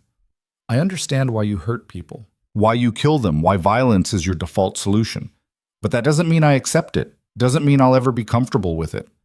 I'm not asking you to be comfortable. What are you asking for then? Dominic didn't have an answer. He didn't know what he wanted from her beyond her not being terrified, beyond some kind of peace between them that made the marriage bearable, beyond the growing feeling that having her in his life mattered in ways he couldn't explain. I'm asking for time, he finally said. Time to figure out what this is, what we are. We're two people trapped in an arrangement neither of us wanted. That's what we are. And what could we be? If we tried? She looked at him for a long moment. I don't know. Maybe something less painful. Maybe something that doesn't feel like drowning. Maybe... She stopped. Maybe we should just take it one day at a time and stop trying to define it. One day at a time. Yeah. She moved toward her bedroom. Good night, Dominic. Good night. She paused in the doorway. For what it's worth, I'm glad you're trying. Even if I don't always know how to respond to it, the effort matters. Then she was gone, her door closing with a soft click that somehow didn't sound like defeat anymore. Just sounded like an ending to one day and the promise of another beginning tomorrow. Dominic sat alone in the living room, looking at the city lights and thinking about bloody knuckles and dead men and a girl who was trying so hard to find humanity in a situation designed to strip it away. He'd built his empire on being feared, on never showing weakness, on crushing anyone who challenged him. And now his greatest challenge was a 22-year-old woman who looked at him with a mixture of fear and hope and asked him to be better than everything he'd ever been. The question was whether better was possible. Whether a man who'd made violence his language could learn to speak in kindness. Whether someone who'd spent 20 years building walls could tear them down for a person he barely knew. He didn't have answers. Just bloody hands that would never quite come clean, a hollow feeling that violence no longer filled, and the growing certainty that Serafina Vale was changing him in ways he didn't fully understand. And that terrified him more than anything else ever had. 2 weeks passed in careful negotiation of space and silence. Serafina started her volunteer work at the elementary school in Brooklyn, coming home with stories about kids who couldn't read yet but loved books anyway, about the way second graders approached the world with fearless curiosity. Dominic listened to these stories over dinner and found himself wanting to protect that brightness in her voice, that glimpse of who she might have been if her father hadn't sold her future. Victor's security team became invisible shadows, always present but never intrusive. Serafina learned to ignore them, the way city people learn to ignore sirens. She was adapting, finding rhythms in captivity that almost resembled normalcy. Almost. The call came on a Tuesday morning. Dominic was in a meeting with his lawyers about territorial disputes when Marcus burst in without knocking. We have a situation. Dominic stood immediately. Serafina? No, her sister, the youngest one. Someone tried to grab her outside her school. Everything went cold. Tried? Our guys stopped it, but it was close, too close. Marcus's face was grim. It's escalating. Dominic was already moving, phone out, calling Victor. Get Serafina home, now, and bring me Marco Colombo. Boss, if we grab Marco, this becomes a full-scale war. Then we go to war. Nobody touches those kids. Nobody. He ended the call. Marcus was watching him with something like concern. You need to think about this. Really think. Starting a war over what? Over a 10-year-old girl whose only crime was having a coward for a father and a sister I married? Dominic grabbed his jacket. This is exactly what I told them would happen. They test boundaries. I respond with overwhelming force.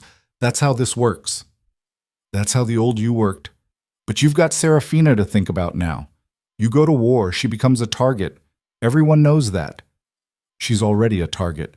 They proved that when they sent me her picture, when they went after her sister. Dominic headed for the door. The only way to keep her safe is to make everyone so afraid of me that they wouldn't dare. Or you could negotiate. Find a middle ground with Colombo. There is no middle ground with people who threaten children, Victor called back within minutes. Serafina's secure. She's on her way back now, but she's asking questions.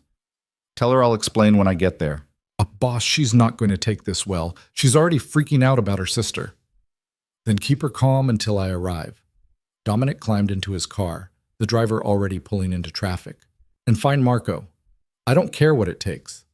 The drive back to the penthouse felt endless. Dominic's mind ran through scenarios, contingencies, all the ways this could blow up. He'd known marrying Serafina would complicate things. He'd known her family would become his responsibility whether he wanted it or not. But knowing something intellectually and dealing with the reality of a child nearly being kidnapped were different things. When he walked into the penthouse, Serafina was pacing like a caged animal. She whirled on him the moment he entered. Is Emma okay? They said she's okay, but I need to talk to her. I need to hear her voice. She's fine. She's at your parents' house with extra security. She doesn't even know anything happened. What do you mean she doesn't know? Someone tried to grab her. Of course she knows. Our guys stopped it before she saw anything. As far as she knows, some new bodyguards showed up to walk her home from school. That's all. Serafina stopped pacing. Bodyguards. 10-year-olds don't have bodyguards. This one does now. So does your other sister. This is insane. She pressed her hands to her face. This is my fault. I brought this into their lives. No. Your father brought this into their lives when he made deals with dangerous people. When he used you as payment for his mistakes. When he created a situation where your sisters became leverage. Dominic moved closer but didn't touch her. This is not on you. But it's happening because of me. Because I'm married to you. Because someone wants to hurt you, and they're using my family to do it. Yes. And I'm going to make sure it never happens again. She looked up at him, fear and anger warring in her expression. How? By killing more people? By starting some kind of gang war that puts even more people at risk? By making it clear that there are consequences. That some lines don't get crossed. And you get to decide where those lines are. In this case? Yes, I do.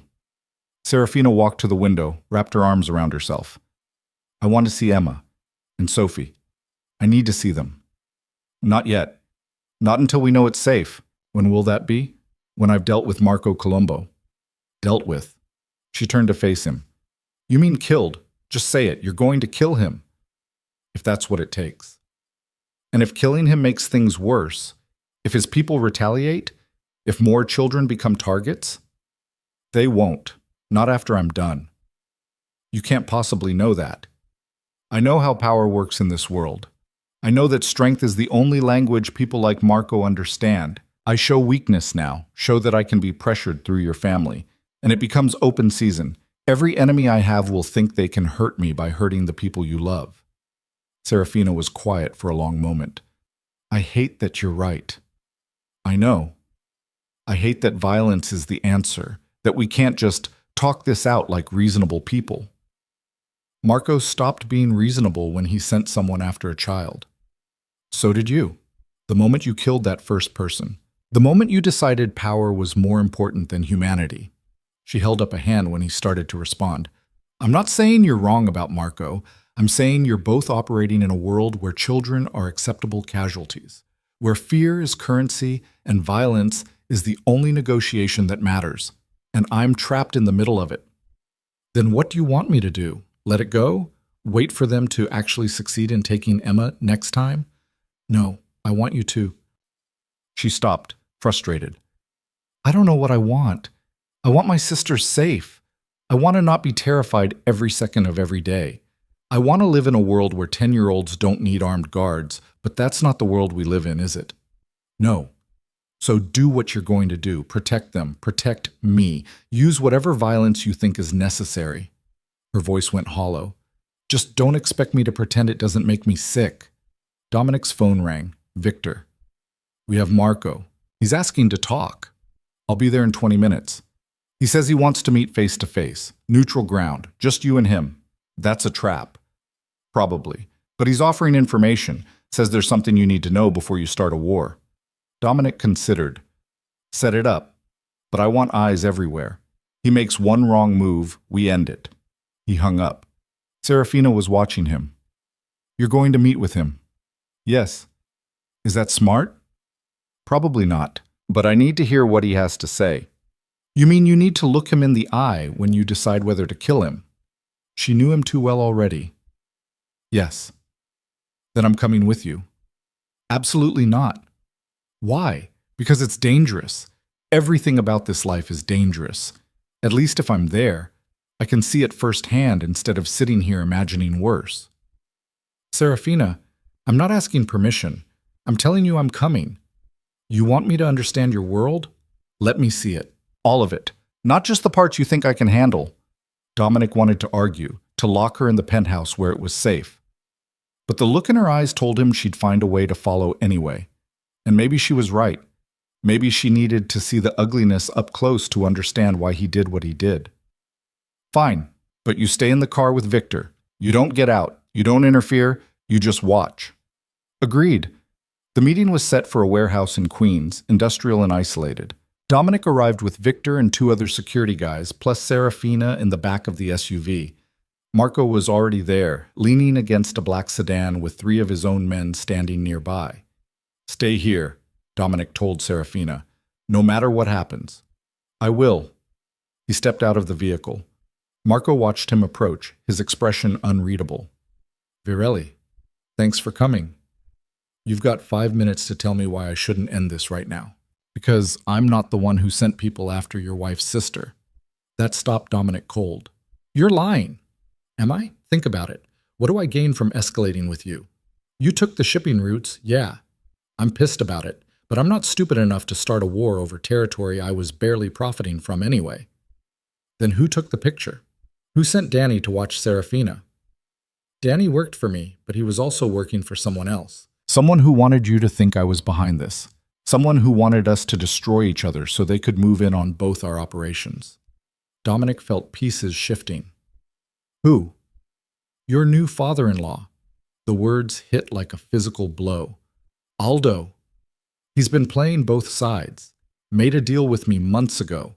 I'd help him create problems for you, make you look weak, and in exchange he'd give me access to shipping routes even after you took over. Said his daughter would help from the inside. Serafina doesn't know anything about this. I don't think she does, but Aldo figured once you were dealing with external threats, once your marriage fell apart because you couldn't protect her family, the whole arrangement would collapse. He could void the contract, take back control, and I'd be positioned to take over your territory while you were distracted. Dominic's hands curled into fists. You have proof? Marco pulled out his phone, showed him a series of text messages. Coordinates, meeting times, plans laid out in careful detail, all from Aldo's private number. He sent Danny to take that picture. Told him to make it look like my operation. Then he arranged the grab attempt on the kid to push you into starting a war with me. Marco's smile was cold. Guy's willing to risk his own daughter getting hurt just to get out from under your thumb. That's some cold shit even by our standards. Dominic felt rage building, white-hot and focused. Why are you telling me this? Because I don't like being used, and because Aldo Val is the kind of weasel who makes us all look bad. He needs to learn there are consequences. Marco pocketed his phone. I'm not saying you and I are friends. We're not. But we don't need to be enemies either. Not over this. What do you want? I want Aldo handled, permanently. And I want a small percentage on the shipping routes, just enough to make peace. Dominic considered. Every instinct screamed that this was a trap, that Marco was playing him. But the evidence was there, the logic sound, and it made a terrible kind of sense. Aldo was exactly the type of coward who'd risk his own children to save himself. I'll think about it. Don't think too long. Aldo's got more moves planned. Next time, it might not be just an attempted grab. Next time, one of those kids might actually disappear. Dominic turned and walked back to the SUV. Serafina was watching through the tinted window, her face pale. He climbed in next to her. Drive. Victor pulled out. They were 3 blocks away before Serafina spoke. What did he say? Dominic pulled out his own phone, pulled up the contacts, found Aldo's number. Your father's been playing both sides, setting up attacks on you and your sisters to make me go to war with Marco, trying to destroy the marriage so he can take back control of his territory. No, he couldn't. Dominic showed her the screenshots Marco had sent, watched her face as she read through her father's messages, each one more damning than the last. Oh my God, her voice broke. He was willing to let Emma get kidnapped, to let something happen to her, just to get rid of me, to void the contract. But Emma, Sophie, his own children. Serafina's hands were shaking. What kind of father risks his own children? The kind who only sees them as assets, as leverage to be used. Dominic took the phone back. I'm sorry. Don't apologize for showing me who he really is. I should have seen it before. Should have realized when he sold me that his other daughters weren't sacred either, that none of us were actually people to him. What do you want me to do? She looked at him, and in her eyes Dominic saw something he'd never seen before. Not fear, not resignation. Something harder, colder.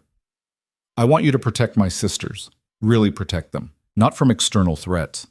From him. From our father. That means taking him out of the picture completely. I know what it means. Her voice didn't waver. He'll keep using us, keep putting us at risk. As long as he's alive and desperate, Emma and Sophie will never be safe. Serafina, you're asking me to? I'm asking you to do what you do, what you're good at. Remove a threat. She met his eyes. I'm asking you to kill my father. The words hung in the air between them, stark and brutal. Dominic searched her face for hesitation, for the girl who'd flinched at his touch 2 weeks ago. But she was gone. In her place was someone who'd been pushed too far, who'd learned too quickly how little protection family provided when the family was rotten. You're sure? He tried to have Emma kidnapped. He's been orchestrating attacks on me. He sold me and then tried to destroy the one thing that actually came from it, you trying to be decent. Her jaw set. I'm sure. Once this happens, there's no going back. You can't unknow that your husband killed your father. I already can't unknow that my father tried to have his own daughters hurt. This just makes us even. Dominic pulled out his phone, typed a message to Victor. It'll look like an accident, heart attack. Nothing that comes back on you or your sisters. I don't care what it looks like. I just want them safe. The car pulled up to the penthouse. They rode the elevator in silence, the weight of what they'd just agreed to pressing down like stone. Once inside, Serafina walked straight to the window, stared out at the city. I'm a terrible person. Her voice was quiet. I just ordered my father's death, and I don't feel bad about it. You're not terrible. You're protecting the people you love. By becoming like you. By choosing violence as the solution. You're nothing like me. Aren't I? I just made the exact calculation you make every day. Weighing lives, deciding who deserves to live and who deserves to die. Using power to solve problems. She turned to face him. The only difference is you've had practice. The difference is I chose this world. You were forced into it. Does that actually matter? The result's the same. My father's going to die because I said so. Because I decided his life was worth less than my sister's safety. Dominic moved to stand beside her, careful to maintain distance. If you want to change your mind, I don't. That's what makes me terrible. I don't want to change my mind. I want him gone. I want my sisters safe. I want... She stopped. I want to stop being afraid all the time. And if that makes me a bad person, then I guess I'm a bad person now. You're not bad. You're surviving. Is that what you tell yourself? When you kill people, when you hurt them, when you make decisions that destroy lives, you're just surviving? Sometimes. Other times I'm just being what I've always been. A monster. Yes. She turned to him fully, and for the first time in 2 weeks, she closed the distance between them. Stood close enough that he could feel her warmth, see the gold flecks in her brown eyes. I don't think you're a monster. You should. I know, but I don't. You've had every opportunity to hurt me and you haven't. You've protected my sisters even when it complicated your life. You're trying to be better, even though it goes against everything you know. She reached up slowly, giving him time to stop her, and touched his face. I think maybe you're just a person who's never had the option of being anything else. Dominic stood frozen, her hand warm against his jaw. It was the first time she'd touched him voluntarily, without fear or obligation. The first time she'd chosen proximity instead of distance. Serafina, I'm still afraid of you. I probably always will be. But I'm starting to understand you, starting to see that the monster parts and the human parts are all tangled up together, that you can be both terrible and kind, dangerous and protective, that maybe people aren't just one thing. What changed? I realized my father was worse than you, that the man who raised me, who was supposed to protect me, was willing to sacrifice his own children for money and power. While you, the man I was taught to fear, has shown me more care in 2 weeks than he did in 22 years. Her hand dropped away. That changed my perspective on monsters. Dominic's phone buzzed. Victor with an update. It's done. Vale's car went off the road on his way home, crashed into a barrier. He died on impact. Clean, like you wanted. Dominic read the message, felt the weight of it settling into his bones. He'd killed men before. Ordered deaths, carried them out himself, never lost sleep over it. But this was different. This was Serafina's father, however terrible he'd been. This was crossing a line that couldn't be uncrossed. He showed her the phone, watched her read the message, watched her absorb the reality that her father was dead, and it was her decision that killed him. She didn't cry, didn't react at all for a long moment. Then she nodded once. Good. When do we tell my sisters? Your mother will handle it. She'll call you tomorrow.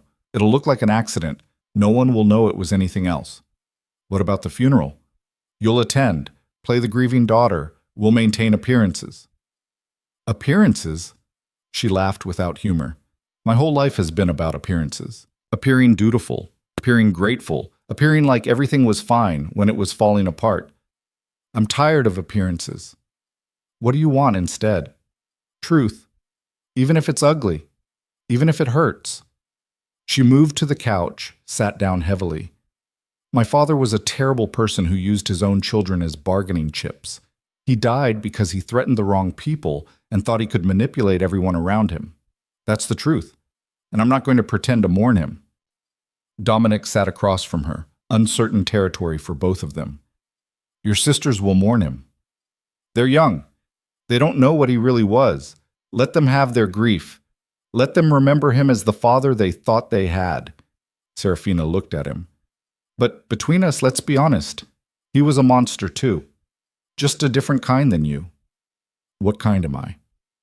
The kind that knows what he is. That doesn't pretend to be something noble while doing terrible things. You're honest about your violence. He dressed his up as family duty. She pulled her knees to her chest. I think I prefer your kind. They sat in silence as the sun set, painting the room in shades of amber and shadow. Outside, the city moved on, oblivious to the death of one man, the transformation of a girl into something harder, the strange evolution of a marriage built on transactions into something that might eventually resemble understanding. I should feel worse about this, Serafina finally said. I should be crying or angry or something, but I just feel relieved. Is that wrong? I don't know. I'm not the person to ask about right and wrong. Maybe there isn't a right or wrong. Maybe there's just survival and the choices we make to get through each day. That's a bleak worldview. I'm married to a crime boss who just killed my father on my order. Bleak seems appropriate. Dominic almost smiled. You've got a dark sense of humor. Turns out I need one to survive your world. Our world. She corrected herself. I keep saying your world, but it's mine now too, for better or worse. Those vows again. Yeah, those vows. She stood, walked to the window one more time. Do you think we'll ever figure this out? How to be married to each other without all the complications. Honestly? No. I think the complications are the point. We're too different from two different places. But maybe we can figure out how to live with the complications. That's not very romantic. We didn't have a romantic beginning. Why start lying now? She turned to look at him, and something in her expression was softer than before. You know what the strangest part is? I'm starting to feel safe with you. Not despite the violence, but because of it. Because I know you'll do whatever it takes to protect me. Even terrible things. Especially terrible things. That's not safety, Serafina. That's just being on the right side of a dangerous man. Maybe that's all safety ever is in this world. Being valuable enough to protect. Being cared about enough that someone's willing to be terrible on your behalf. She moved back to the couch but sat closer to him this time. Not touching, but closer. Thank you for protecting my sisters, for dealing with my father, for trying to make this bearable. You thanked me for killing your father. I thanked you for keeping your promises. There's a difference. Dominic looked at this girl who was learning to navigate darkness with the same determination she probably once brought to teaching kids to read, who was finding her own kind of strength in a world designed to break her, who looked at him with clear eyes and saw both the monster and the man and chose not to run from either. You're stronger than I gave you credit for. I'm discovering that. Turns out, when you stop being afraid of everything, you realize you're capable of more than you thought. Even terrible things. Even survival at any cost. She leaned back against the cushions. My father always said I was weak, too soft, too emotional, too impractical. I think he was wrong. He was definitely wrong. Or maybe I'm only discovering strength now because I have to. Because this situation requires it. Because you showed me that surviving sometimes means making impossible choices. She looked at him. Is that what happened to you? Did you start out different, and violence made you into this? I started out afraid and powerless. Violence gave me power. Once I had it, I never wanted to be powerless again. And now? Now I'm still powerful, still dangerous. But for the first time, I'm wondering if that's all I want to be. What else could you be? Dominic didn't have an answer. He'd never considered alternatives. Never imagined a life beyond empire building and fear-mongering and the constant calculation of power dynamics. But sitting here with Serafina, watching her transform from victim to something harder and more resilient, he felt the first stirrings of possibility. Maybe he could be someone who protected without destroying, someone who used power for something other than accumulation, someone who might eventually deserve the tentative trust he saw growing in Serafina's eyes. I don't know yet, he finally answered. But I'm willing to find out. She reached out slowly, the same way she'd touched his face earlier, and took his hand. The gesture was simple but monumental, the first time she'd initiated contact without fear driving it. Then let's figure it out together. Two terrible people trying to be slightly less terrible. That's got to count for something. Dominic looked down at their joined hands, at the visible contrast between her smooth skin and his scarred knuckles, between her tentative trust and his bloody history. It shouldn't work. Nothing about this should work. But somehow, impossibly, it was starting to. The funeral was everything Aldo would have wanted. Expensive, performative, filled with people who'd hated him, but showed up anyway because that's what you did. Serafina stood between her mother and Dominic, wearing black and the appropriate expression of grief, playing her part with the same skill she'd once used to survive her father's house. Emma and Sophie clung to Catherine, genuinely devastated, and watching their tears made something twist in Serafina's chest. Not guilt, she didn't regret what she'd done, but sadness that they'd lost the father they'd believed in, even if that father had never really existed. You okay? Dominic's voice was low, meant only for her. I'm fine, just ready for this to be over. Marcus approached after the service, offering condolences that sounded almost genuine. Your father was a complicated man. That's one word for it. Serafina didn't bother pretending, not with Marcus, who knew exactly what Aldo had been. For what it's worth, you're handling this better than most people would. I've had practice pretending things are fine when they're falling apart. This is just another performance. Marcus studied her with new appreciation. You're tougher than you look. I'm learning to be. She glanced at Dominic. Good teachers. After the funeral, there was the obligatory gathering at her mother's house. Catherine played the devastated widow with Oscar-worthy commitment, accepting sympathy from people who saw through her act but participated anyway. Serafina watched her mother work the room and wondered if Catherine had known about Aldo's plan, if she'd been complicit or just willfully blind. Serafina, her mother cornered her in the kitchen, away from the crowd. We need to talk about arrangements. Your father's estate, the business interests, the house. What about them? Everything's in chaos. The lawyers say most of his assets were already transferred to your husband, that the marriage contract gave Dominic control over everything. Catherine's composure cracked.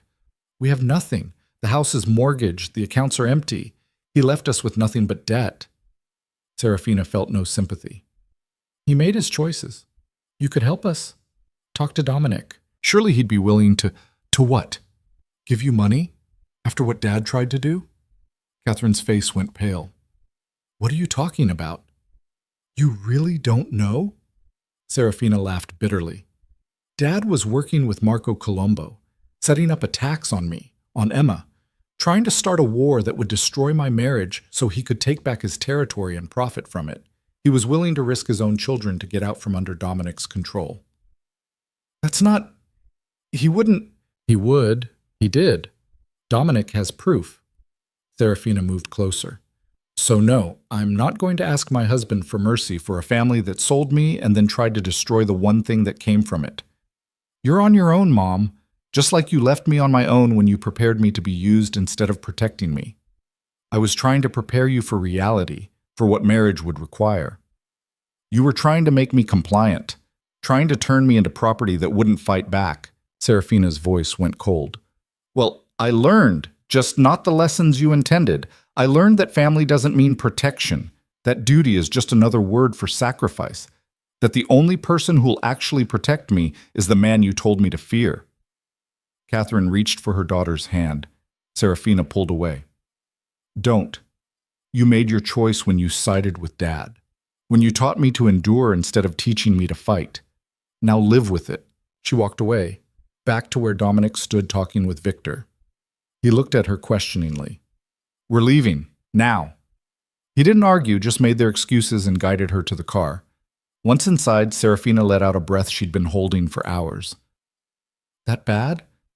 My mother wants money, wants me to ask you for help because Dad left them with nothing. What did you tell her? That she's on her own, that I'm done being the solution to their problems. Dominic was quiet for a moment. If you want to help your sisters, my sisters are still minors. They're covered under the marriage contract's family protection clauses. They'll be taken care of. But my mother? She made her choices. She can live with them. You've gotten hard. I've gotten realistic. There's a difference. She looked out the window as the city slid past. Besides, I learned from the best. I'm not sure that's a compliment. It wasn't meant to be an insult either, just a fact. She turned back to him. Can we go somewhere? Not the penthouse. Somewhere else. Somewhere that isn't connected to any of this. Where? I don't care. Anywhere. I just need to breathe. Dominic gave the driver new instructions. They ended up at a park along the Hudson, the kind of place normal people went to walk dogs and watch sunsets. They sat on a bench overlooking the water, the city behind them, pretending for a moment that they were just two people instead of what they actually were. I keep waiting to feel guilty. Serafina spoke first. About my father, about ordering his death, but I just feel empty. Like something's missing, but I can't figure out what. That's normal. Grief is complicated even when you hated the person. Is it grief, though, or just the absence of something that was always painful? Maybe both. Dominic stretched his arm across the back of the bench, not touching her, but close. When my father died, I felt relief more than anything. Relief that he couldn't hurt me anymore. Relief that I was finally free. But there was also this weird sense of loss. Not for him specifically, but for the idea of what a father should have been. That's exactly it. I'm mourning the father I wish I'd had, not the one I actually got. She leaned back, her shoulder brushing against his arm. She didn't move away. Do you think we're broken? That we're too damaged to be normal people? We were never going to be normal people, not with the lives we've lived. But could we be? If we tried?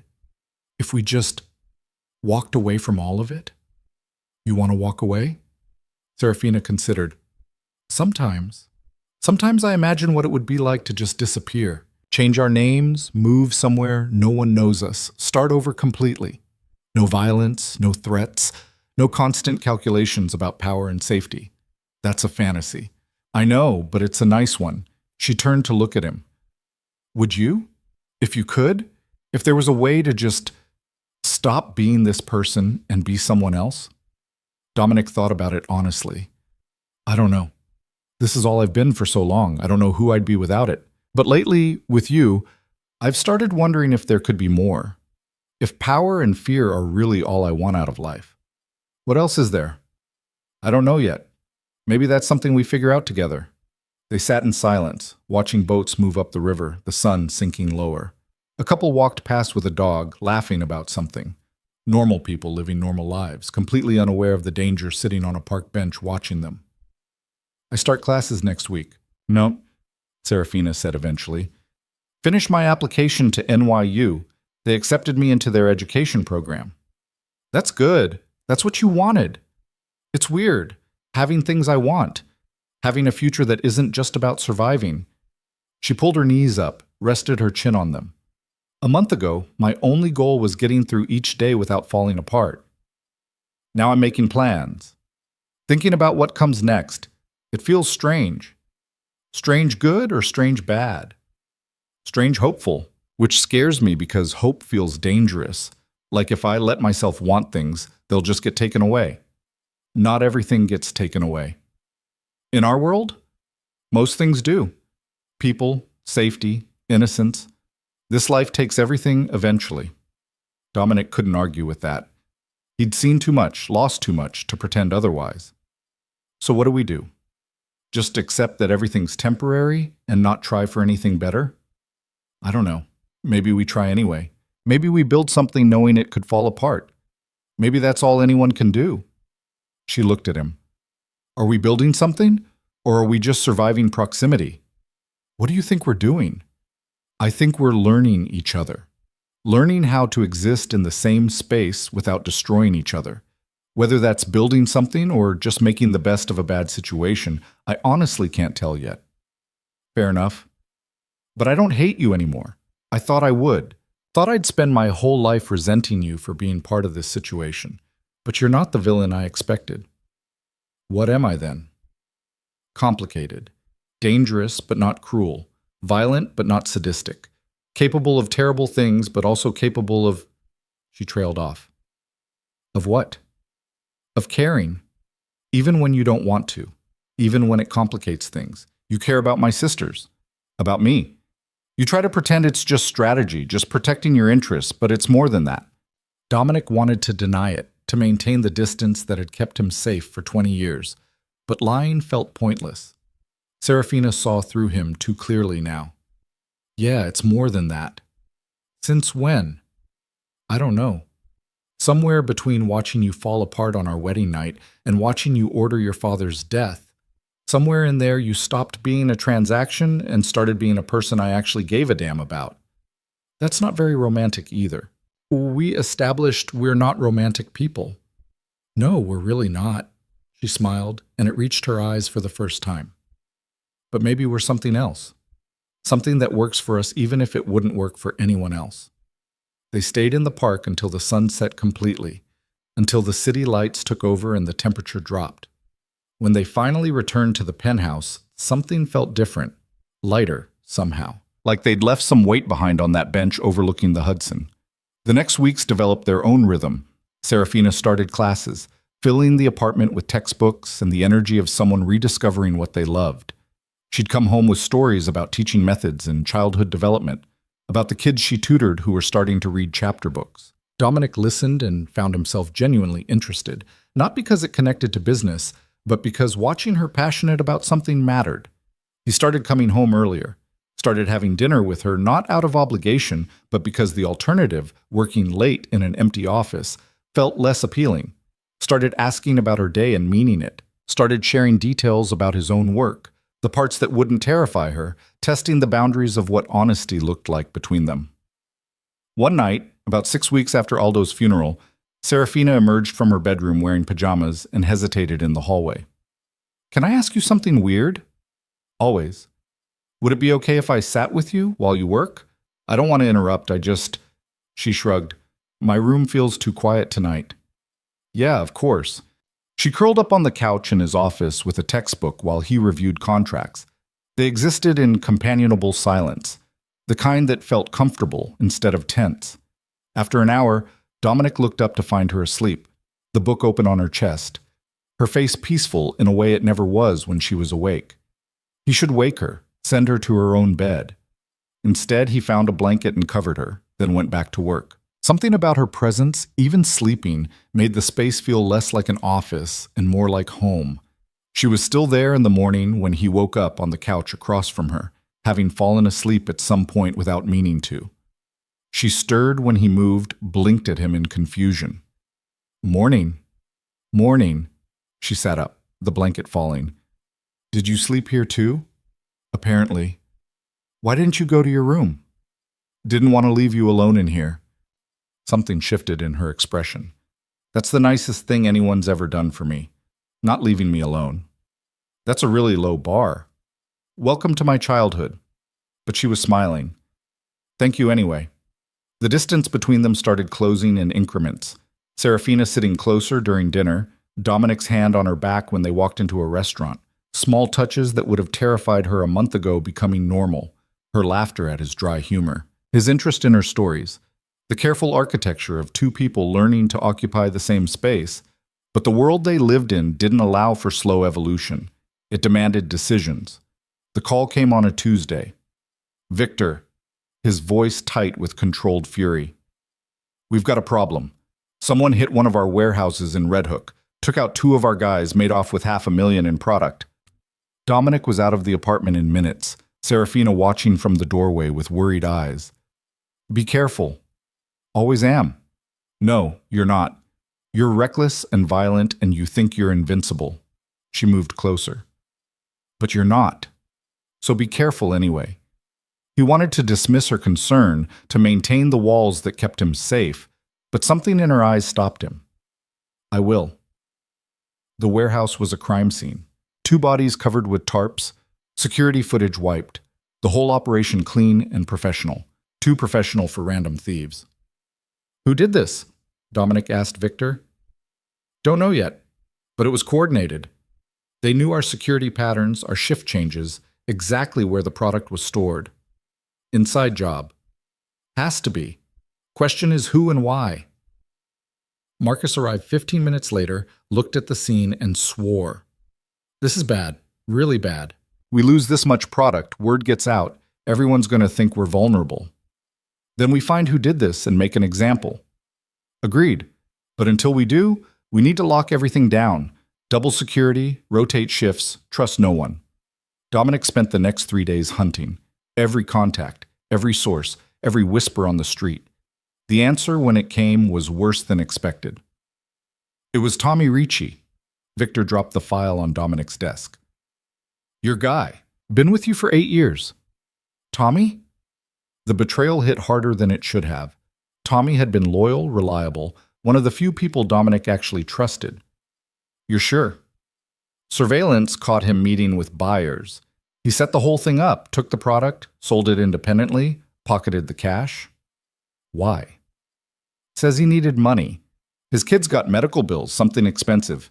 He asked you for help 6 months ago. You said no. Dominic remembered. Tommy's daughter had some rare condition, needed experimental treatment. Dominic had looked at the numbers and decided it wasn't a good investment. Had told Tommy to figure it out himself. So he stole from me. Yes, and killed 2 of our people doing it. The old Dominic would have had Tommy executed immediately. Would have made it public and brutal, a lesson to anyone else who thought betrayal was an option. But something made him hesitate. Where is he now?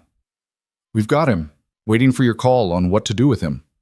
Dominic went to see Tommy himself, found him in a warehouse basement, tied to a chair, bloodied but conscious. When Tommy saw him, something broke in his expression. Boss, I'm sorry, I'm so sorry, You didn't what? Think I'd find out? Think there'd be consequences? My daughter, She's dying. The treatment cost $300,000, and I didn't have it. I asked you, you said no, and I didn't know what else to do. So you stole from me, killed 2 of my people, betrayed everything. I know it was wrong, but she's my daughter. She's 8 years old and she's dying, and I couldn't just... Tommy was crying now. I couldn't just let her die. Dominic felt something crack in his chest. A month ago, he would have killed Tommy without hesitation. But now he kept thinking about Serafina's sisters, about what she'd been willing to do to protect them, about the impossible choices people made when they were desperate. You should have come to me again, explained it was urgent. I did, 3 times. Your assistant kept saying you were too busy. That hit like a physical blow. Tommy had tried, had exhausted options, had made the desperate choice of someone out of alternatives.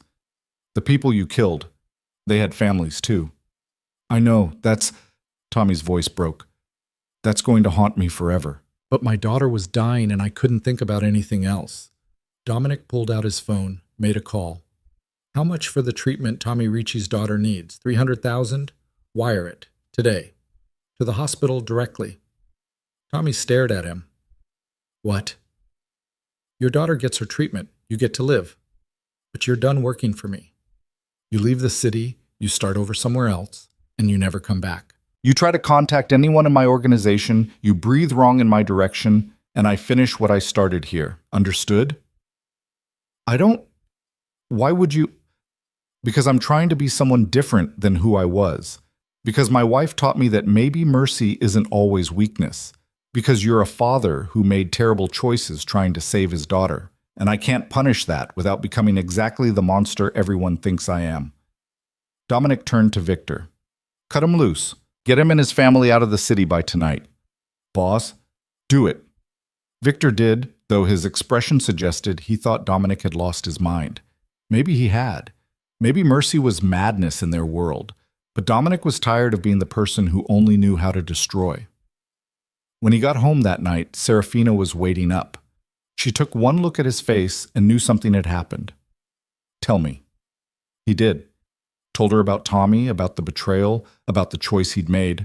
She listened without interrupting, and when he finished, she moved across the room and hugged him. It was the first time she'd initiated that kind of contact, the first time she'd chosen to offer comfort instead of accept protection. Dominic stood frozen for a moment, then carefully wrapped his arms around her. You did the right thing. Her voice was muffled against his chest. Did I? I let someone who stole from me walk away, who killed my people. That makes me weak. No, it makes you human. It makes you someone who understands that people aren't just assets or threats, that they're complicated and desperate and trying to survive. She pulled back to look at him. It makes you someone I could actually love. Eventually.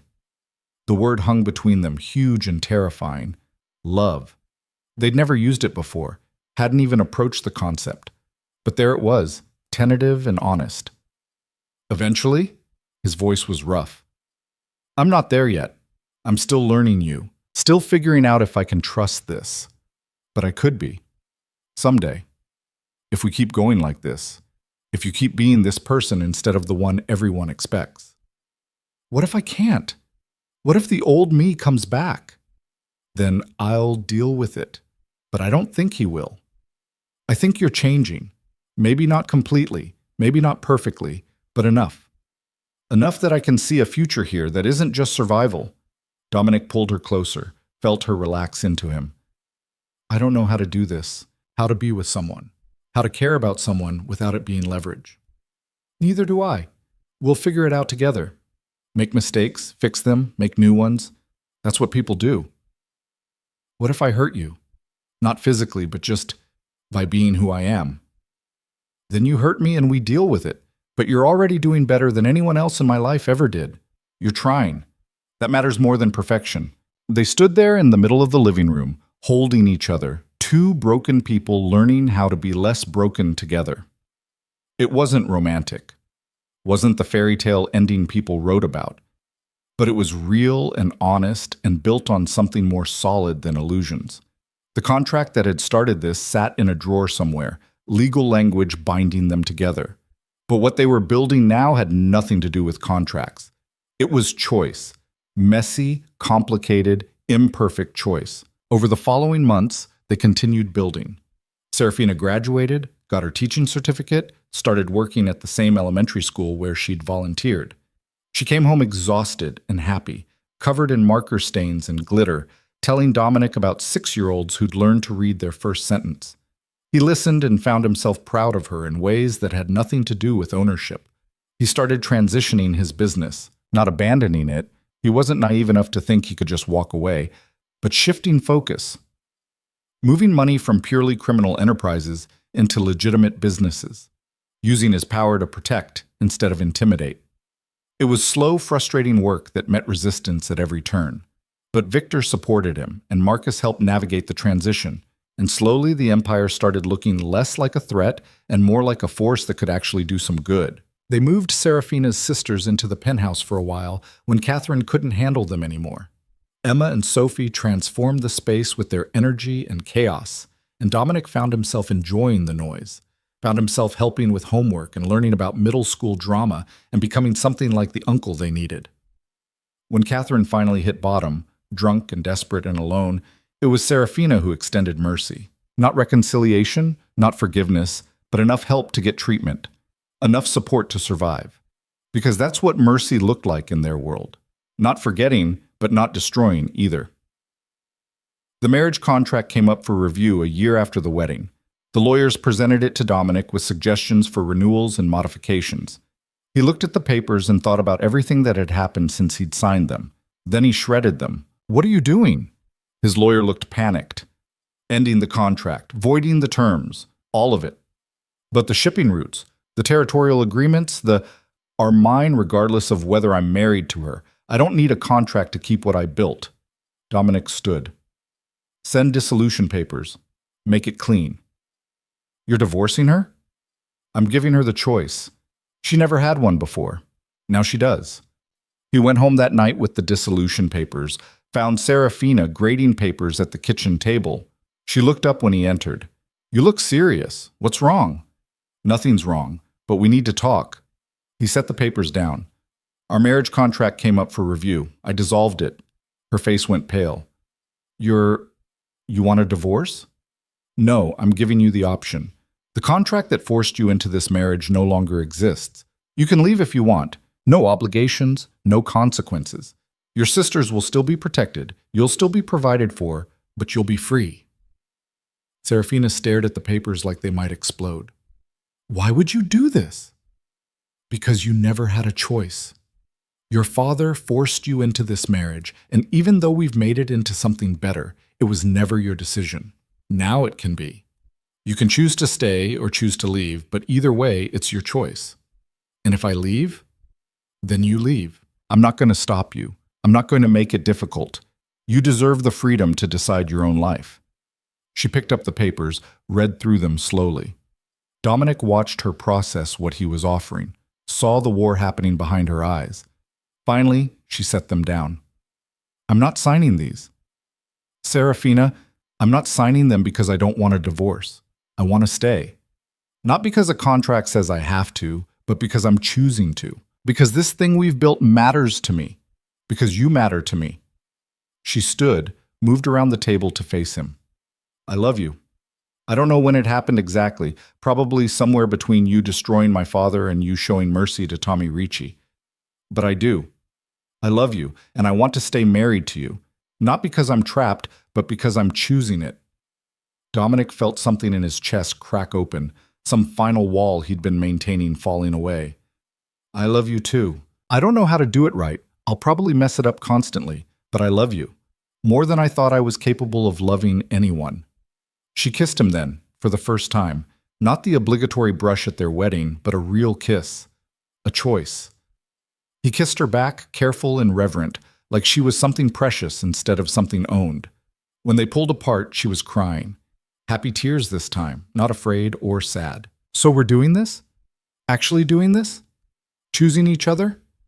If you'll have me, even though I'm still dangerous and violent and probably always will be to some degree. I'm not asking for perfection. I'm asking for you, all of you. The terrible parts and the trying to be better parts. That's what I want. Then that's what you get. They stood in the kitchen surrounded by graded papers and dissolution documents that would never be signed. Two people who'd started as a transaction and somehow become real. It wasn't the story anyone would have predicted. Wasn't romantic in any traditional sense. But it was theirs, messy and complicated, and built on honesty instead of illusion. That night, for the first time since their wedding, Serafina didn't go to her separate bedroom. She took Dominic's hand and led him to his room, their room now, and what happened there was gentle and slow and full of the trust they'd spent a year building. It wasn't perfect. She still had moments of fear. He still had to remind himself to be careful. But it was real and chosen, and that made it worth more than perfection ever could. Afterward, lying in the dark with her head on his chest, Serafina spoke into the silence. "Do you ever regret it? The marriage contract? The way we started?" Dominic thought about it honestly. "I regret what it cost you. The fear, the loss of choice, everything your father put you through. But I don't regret where it brought us. Because I never would have found this otherwise. Never would have found you." "Me neither. As terrible as it was, I can't regret it because it made me into someone stronger. Someone who knows what they want and how to fight for it. Someone who can love a complicated, dangerous man and not lose themselves in the process." "Is that what you're doing? Loving a dangerous man?" "That's exactly what I'm doing. And you're loving a woman who's learned to be dangerous too. We're good at that, making each other stronger instead of weaker." "Yeah, we are." They fell asleep tangled together, and for the first time since the wedding night, both of them slept peacefully. No nightmares, no fear, just the quiet comfort of two people who'd chosen each other despite everything. The years that followed weren't easy. Dominic's past caught up with them sometimes. Old enemies, old debts, the constant threat that came with the life he'd built. But they faced it together. Serafina learned to navigate his world with the same determination she brought to teaching. He learned to prioritize her safety and happiness over power and control. They fought, made up, fought again, learned each other's boundaries and limits and how to communicate when things got hard. Emma and Sophie grew up protected and loved, never knowing the full extent of what their brother-in-law did or what their father had tried to do. They just knew that Serafina was happy, that Dominic treated them like family, that they were safe in ways they'd never been before. Dominic gradually transformed his empire into something that could almost be called legitimate. Not entirely, some stains never fully washed out, but enough that he could sleep at night. Enough that when Serafina looked at him, she saw someone trying to be better, instead of someone reveling in destruction. On their 5th anniversary, Dominic took Serafina back to the park where they'd sat after her father's funeral. They sat on the same bench, watching the river, 5 years older and infinitely changed. "Do you remember what we talked about here?" Serafina asked. "You asked if I'd walk away, start over somewhere new." "Would you? Now?" Dominic considered. "No, not anymore. This is our life, complicated and imperfect, and sometimes dangerous, but ours. I don't want to run from it. I want to keep building it into something better." "Me too." She leaned against him, comfortable in a way she never could have imagined that first terrifying night. "We did okay, didn't we, for two people who started as a business deal? We did better than okay. We built something real out of something terrible. That's not nothing." "No, that's everything." They sat until sunset, just like they had 5 years ago. But this time when they left, they went home together. Not to a cage or a prison or an obligation, but to a life they'd chosen. To a marriage that had started with a contract and become something that transcended any legal document. It wasn't the fairy tale ending. There was no magical transformation, no perfect happiness. Just two imperfect people who'd learned how to love each other despite the darkness they'd both survived.